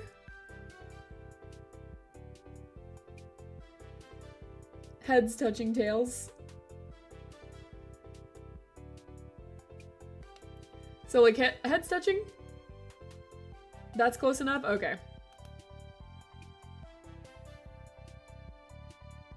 Oliver Boris. A Corniver Boris and Oliver Boris. That's good.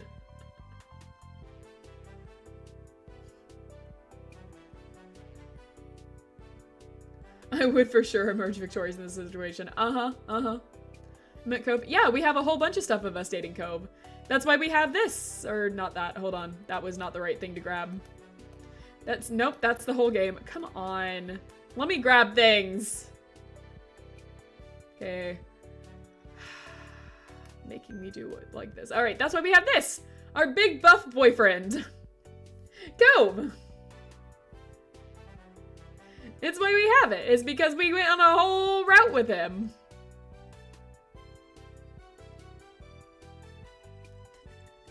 Oh my god.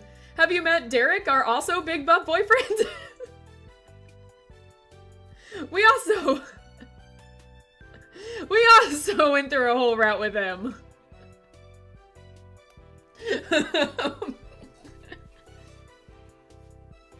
I forgot that he was that buff. Yeah. Now show Baxter. I thought I already had. Hold on. Which one of these lets me grab Baxter? And yeah, then we have Baxter. Anyways.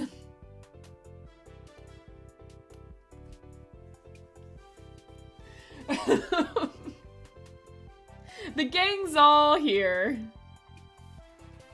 He is.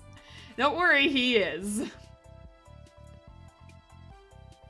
His attention was squarely fixed on Miranda and Terry, watching as they argued about whose snow cone it was and if Cove really had a stake in the matter.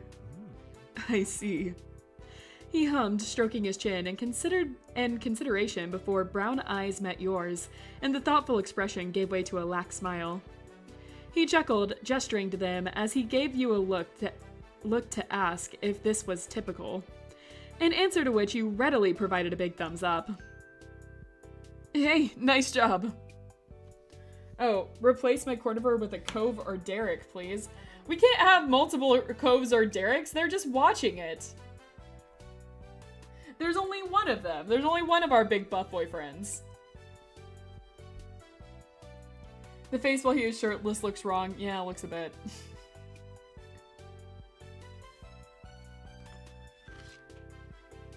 Nothing against his art.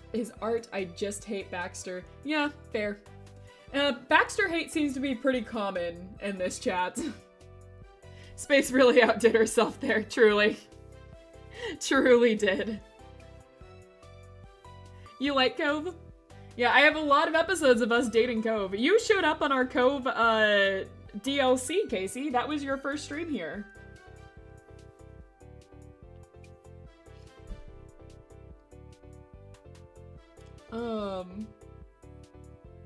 Nobody ever remembers about Momster's Lever. He's up on the roof. Cove DLC? Yeah, the adult DLC. Not the adult 18 plus DLC, but when he's an adult. When he is an adult DLC. The epilogue.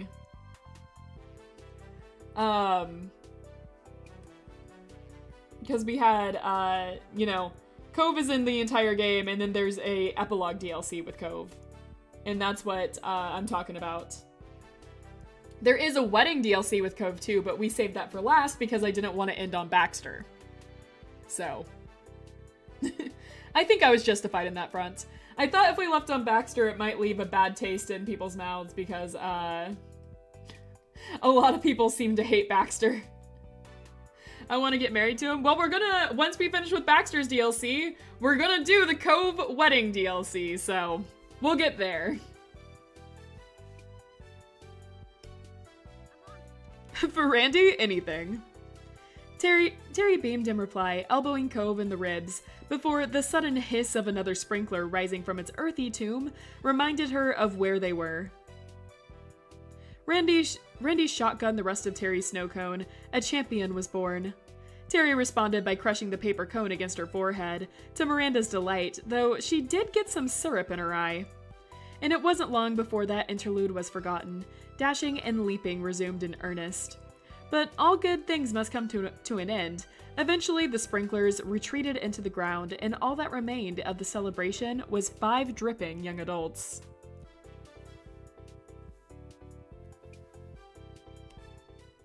Boo! I was just getting started! I should have gone longer. Honestly, I think it went on really too long for being a bunch of sprinklers. The sun was situated almost perfectly halfway below the horizon. It was probably about time to call it quits for the day. Actually, you were really sure to call it when another breeze swept by and caught on the now soaked and very cold fabric of your clothes.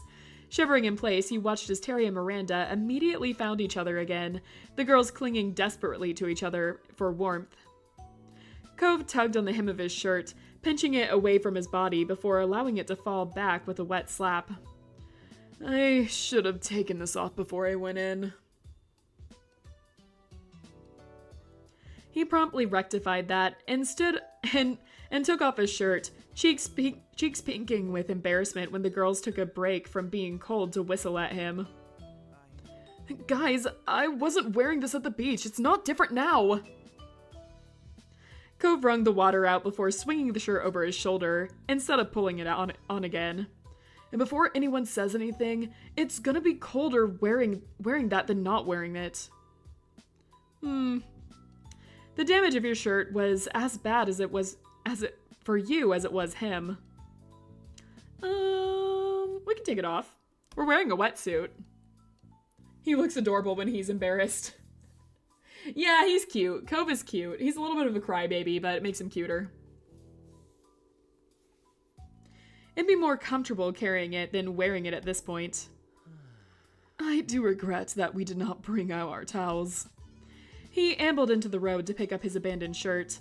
Baxter then retreated into the car, as did the entire gang. I must confess, I don't find it nearly as cold as you all seem to. Would any of you care to use this?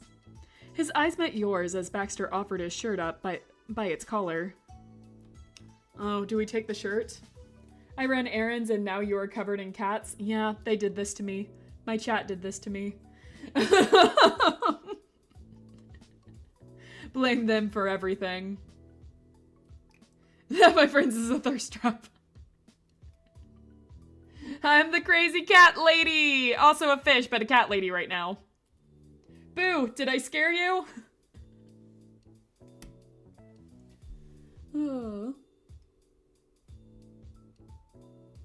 Everyone asking to make a cat. Don't take a shirt, sure. I'm not that cold either. Baxter nodded, and after a beat turned his attention newly upon Cove. Would you? No! Baxter grinned as Cove defensively crossed his arms in front of himself. I'm fine. Suit yourself, or don't get suited further in that case. There was 2 candidates left, so you thought. Terry and Miranda remained linked. Their knees were practically knocking into each other. You couldn't pry them apart with a crowbar if you tried. He tugged the unclaimed article of clothing over his shoulder. Instead of even asking one to use it, Baxter had deemed it ruder to try coming between them. Their strategy for warmth did seem very effective. We can join the pile. Damn, nobody likes Baxter. That's what I'm saying. If I was Baxter after Rain refused a shirt, I'd just throw it over Cove saying that it's all yours. I'm going to promptly go and burn my eyes. I didn't have to see Baxter like this. Oh, the Baxter hate keeps going. Like I said, he's been better this episode than the last one. He's been more vulnerable, which was nice. He's not as fake, which is nice. But still, it's going to take a lot to recover from that last episode. I was wondering, why does this game not show Rain if you can customize her? I don't really know. You can see her in the paper doll form, but they don't, they never show her otherwise. I think it's because it's so customizable that they didn't want to commit to the full thing. It might have been a lot to try and do it. Try to hug Cove. Cove, want a hug? You made your way over to Cove's side, fitting yourself in the natural curve of his arm. Cove gladly wrapped his arms around you, pulling you into a tight hug, not without trying to at least lift you off the ground while he was at it too. Thanks, Rain. This is better already. Baxter then gave the group a once-over. Miranda and Terry were still chattering their teeth, and Cove, in spite of the claims to the contrary, wasn't doing too hot either. It would be no trouble if we return now. I truly don't mind if the car gets wet. Randy and Terry vehemently and loudly disagreed with this suggestion. It's a rental. They'll probably charge you if we trickle the water in. Not exactly. We can at least wait until we're dry and not dripping everywhere anymore, right? Even if we're not all the way dry? He glanced at the car, then to the others. Baxter already started reaching for the door handle. When they disagreed, he allowed his hand to fall to the side. I suppose it would be tragic to ruin leather upholstery. Thank you. It is kind of you to be so considerate. Is that really the guy that was made fun of for being brittle bones? It is, in fact. It is, in fact, the guy that we kept making fun of for being brittle bones. We're talking about Cove, by the way. Baxter is a sin. You need Jesus vibes. There are some strong opinions on this channel when related to Baxter. Pretty sure I wasn't even here last episode. Yeah, I'm just going with the crowd. His hair looks like a Gojo wannabe.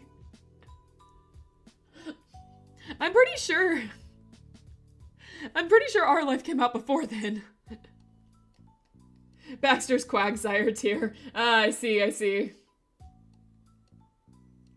Baxter looks like he's never seen calcium. That's about right. I am certain my acquaintance will appreciate it. Terry mouthed acquaintance to Miranda, then over to you, only be met with an equally confused shrug from her and a knowing chuckle by you. Cove shook his head until water started flying from his hair. It splattered against the side of the car, already wet from the sprinklers earlier. Hey! Cove! There was nowhere to run from the spray, though you couldn't complain about being sprayed since that's how you got into this predicament. If it's fine with Baxter, then we can stay a while longer. Absolutely. Staying longer didn't mean staying still, though. You and the others walked down the sidewalk, sandals and shoes squelching with the residual wetness as you made your way throughout the neighborhood. The neighborhood, but not your neighborhood. It's weird that it doesn't smell like the ocean. Cove's nose crinkled as your head perked up. He smiled as if to confirm that you two had been on the same page the minute he had even mentioned it. Bro looks like a cardboard cutout. Ah, the Baxter hate continues. Rain is really trying to prove us that she can fix him and unintentionally seems to be working. Right. I find the scent of lawn clippings rather relaxing, personally. Huh? Okay. Your band of five continued to meander past a street sign, and Terry narrowly managed to avoid getting her shoe stuck in a gap in the concrete. You know something? I know a lot of somethings. Miranda offered cheekily, grinning from ear to ear as she looked in your direction. I don't know how we got from the beach to here. It's the very important quest for ice cream, remember? She swatted Baxter at the sight of her free arm. He rubbed it at the place, and you wondered if it actually hurt him, or if that was for dramatics. Hey, you can add sprinkler running to your list of water-based summer activities. And since we're talking about the past water exploits... Cove already tensed up before Terry even asked her question. How'd you end up skinny dipping anyways? Terry. Terry, stop. Oh. Cove dropped his face in his hands, shaking in disbelief, while Miranda snorted a quiet, "Oh my gosh." You remember that Cove was the one who brought up the water-based activities to get Baxter's sprinkler running in the first place, but you weren't gonna mention that. What? You guys aren't curious? I'm just asking what we were all thinking. The people want to know. I'm the people. Baxter gave a subtle, non-committal shrug. It is not nearly as intriguing as you might imagine. I believe it was about 3 years ago. I was vacationing at a lake cabin and was dared to by those in my company. A dare? A tale as old as time. I believe it was around midnight and the water was freezing, but it did make for a memorable trip. As I said, it isn't particularly remarkable story. When you heard those sparse details, it was easy to believe. That seemed exactly like the kind of thing that Baxter would do. He may be accommodating, but the minute that Cove challenged him to something, it was on. More remarkable was today's adventure, I'd wager. It is not every day that I am able to go running through the sprinklers or chase an ice cream truck across the city. Go min, amanai, guy. What? Dude, I said smack Baxter again, but accidentally said smack Buster. Oh, nice job. The insults of Baxter continue. Like I said, he hasn't been as bad this episode. Gojo?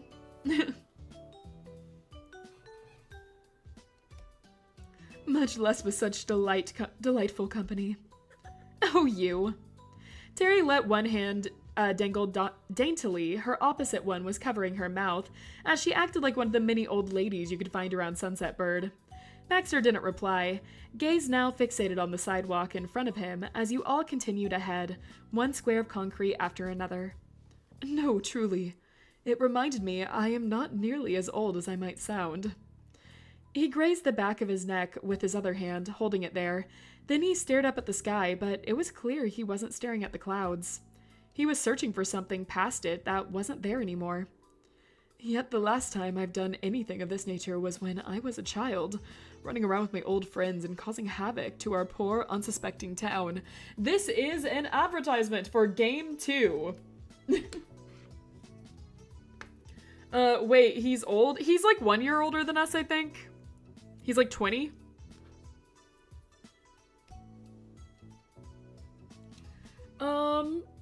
Let's see.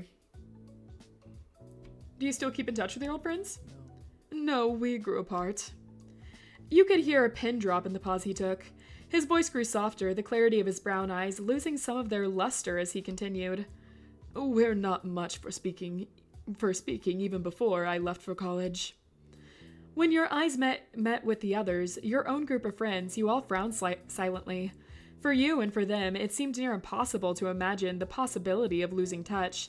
Talking and hanging out with these people was as natural as it was for you to breathe.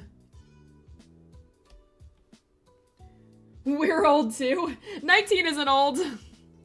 Wait, if he's 1 year older than you, he's like thousands of years old. I meant the game. Also, I'm not old. It wasn't the same for Baxter. Don't worry on my behalf. It was only natural. I would not have expected anything else. Those of you who are able to remain close with your longest friends are lucky people indeed. Cove came to mind, and you found yourself looking at him unconsciously. He smiled. It had been 10 years since you'd first seen his face. You hoped you could still see it in another 10 years. The twilight stroll continued until the sky turned dark and street lamps flickered on. Even as the night fell, Even as the night fell, you thought there might still be a chance to cling onto the threads of this day. Everyone was sufficiently dried enough, anyway, to not consider yourselves liabilities.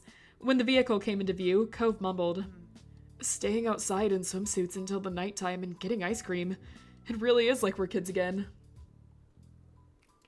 God, Angie admitted that she's old once again. I didn't! I said I'm not old!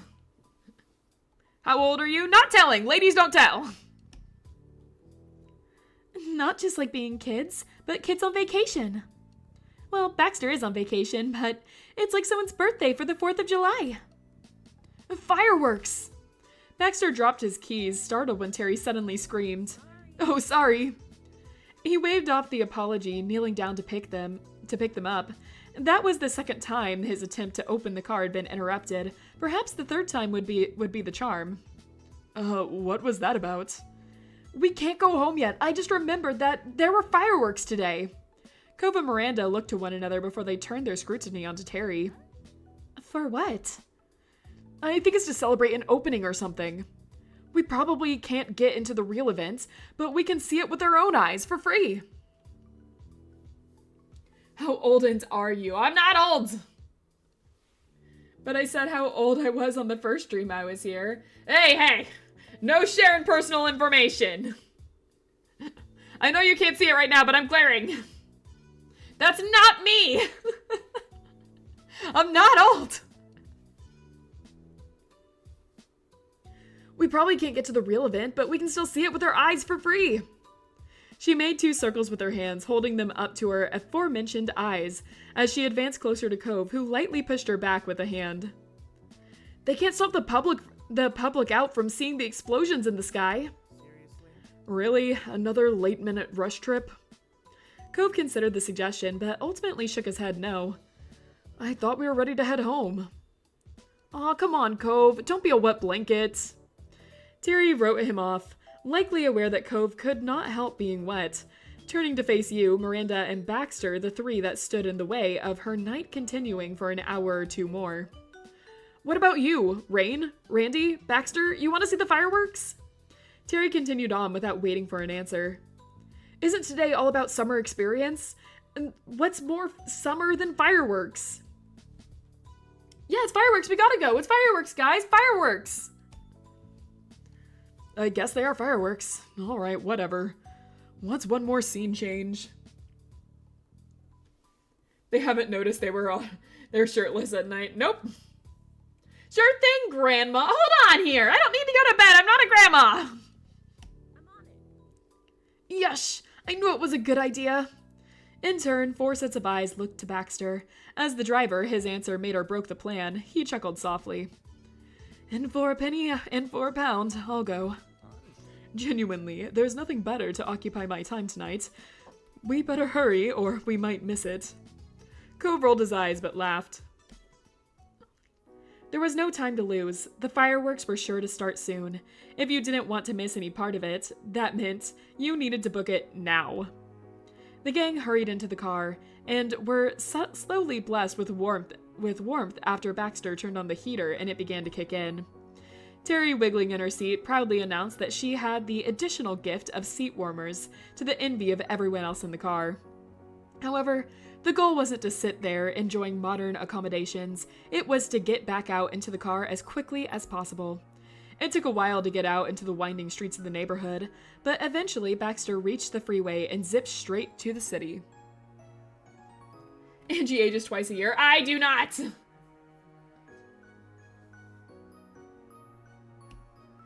For the second time that day, you were met with the silhouettes of skyscrapers in the near distance, but now they were illuminated by explosive bursts of green and purples. It's starting!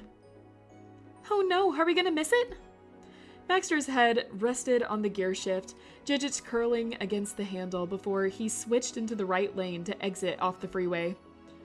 Wait, the GPS said... No, there's somewhere outside of the city that I intended to visit. I believe we can stop by there and catch the show. It's an unblocked viewing area. Baxter, you are brilliant! Pedal to the metal. Unless you're already speeding, then don't go any faster. Cove and you turned towards Miranda, but she was hardly paying attention, her hands covering her cheeks as she cheered Baxter on while simultaneously advocating for traffic safety. Baxter tightened his grip on the wheel, changing a few more lanes before he exited and threaded through another tangle of local streets. Eventually, the car rumbled to a stop as stop as a waterside path appeared in the dark. Everyone piled out one after another, sprinting from the parking lot. Cove, Miranda, and Terry scrambled out the edge of the path to the water's edge. Baxter stayed in the middle between the start and the end, folding his arms as he hovered behind the crew. His eyes were less fixated on the sights unfolding before you than they were focused on the other three. High in the sky and far away, it was the perfect way to watch the fireworks, less crowded than it would have been in the city and quieter than it would have been there too. It was kind of funny. You and your group lived in or around the city almost all of your lives, and it was Baxter who found this place for you to enjoy. Tourists did tend to put in the effort to find scenic spots. People who could theoretically see everything every day didn't always take the opportunities around them. Ew! Randy pointed out a golden firework and beamed. That's so cool! Terry held up her hand for a high five, and Miranda obliged her. Terry whooped and shot you a smile. What color do you think the next one will be? Without giving Baxter a glance, Cove answered immediately. Green. It was orange. Baxter chuckled, but wasn't interested in calling Cove out for being wrong. Is that your favorite color? Green. It's one of them. I think that's nice. It matches you. And yours is black? That's one of them. Cove smirked just a little and left the conversation there. We'll stay next to Baxter since we're supposed to be dating him. So I'm back. What the heck happened? We chased an ice cream truck and then jumped in sprinklers and ran around in sprinklers for a while, and now we're watching a fireworks show. Baxter had continued watching the other three before he suddenly turned left. His eyes were on you as soon as you'd gotten near. How do you do, Rain? Enjoying the view? Yeah, it's gorgeous. Well, that is no small relief, I will say. The others had taken notice of your absence at the waterfront, and it began migrating the crowd further back. Baxter glanced over his shoulder when he noticed you staring at something behind him. He waved as they jogged to the car's side. What's wrong? Is everything okay? And are you? Miranda's brow knitted together with clear worry. We can head home if you're not. Yeah, there's no problem. They were sweet for worrying, but you shook your head. It wasn't that you were upset. You were just happier where you were. Same as Baxter. I'm okay, guys, really. You can watch it where you want to. Well, if you're sure. Still, despite the reassurances, Cove searched your eyes for any answers to the contrary. Do you want me to stay back with you? Cove is too sweet. Hey, Angie, just popping in real quick to ask, hey, can you remove all Olivers and Cornivers, please and thanks? Yeah, sure, Josh. That was your request after all. 1 second.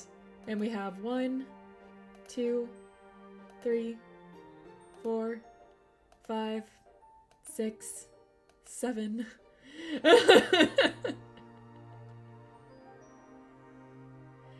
8.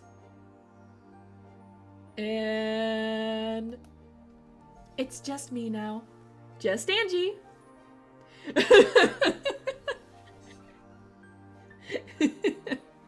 Just Angie. Thanks, have fun, Angie. See ya, Josh. Thanks for stopping by.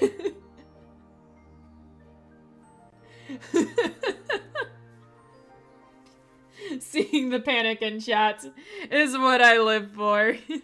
Also what Josh lives for. Anyways.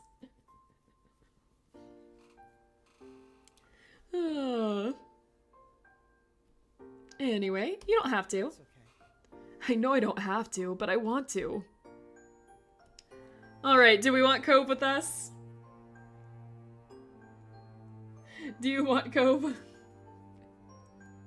Did he do that last stream too? He did. He did it twice. Yes, please? Alright, Cove can stay with us. Baxter picked a good place to watch from. Every point and every angle of the view was dazzling.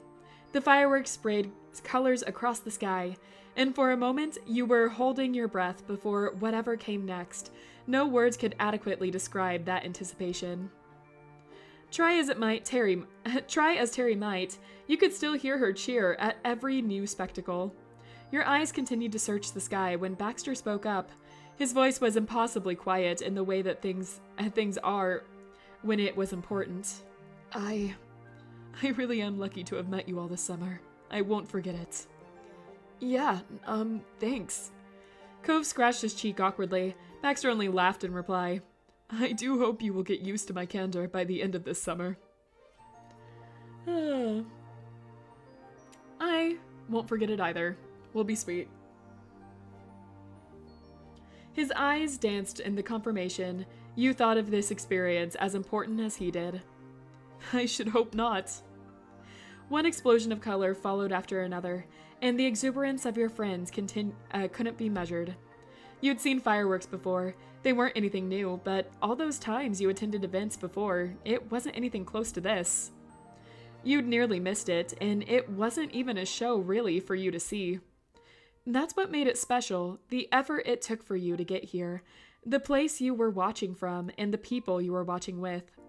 The finale of the fireworks took center stage.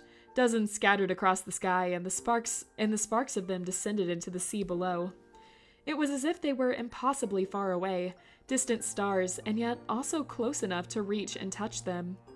In the back of your mind, you knew that they would likely never be another day exactly like that one.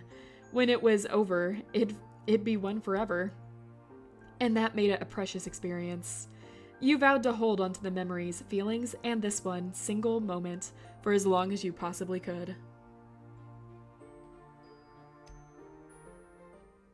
All right, and that was it. Goodbye. Oh, are you leaving? You just got here.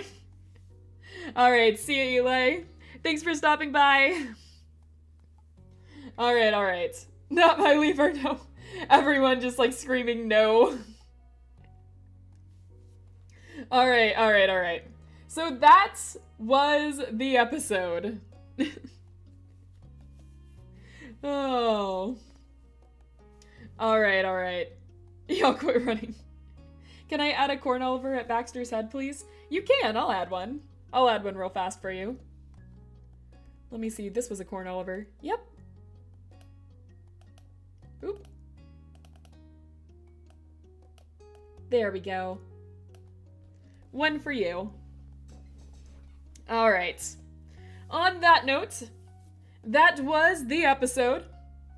Yeah, actually, I think Baxter got better that episode. Space actually played this game before me.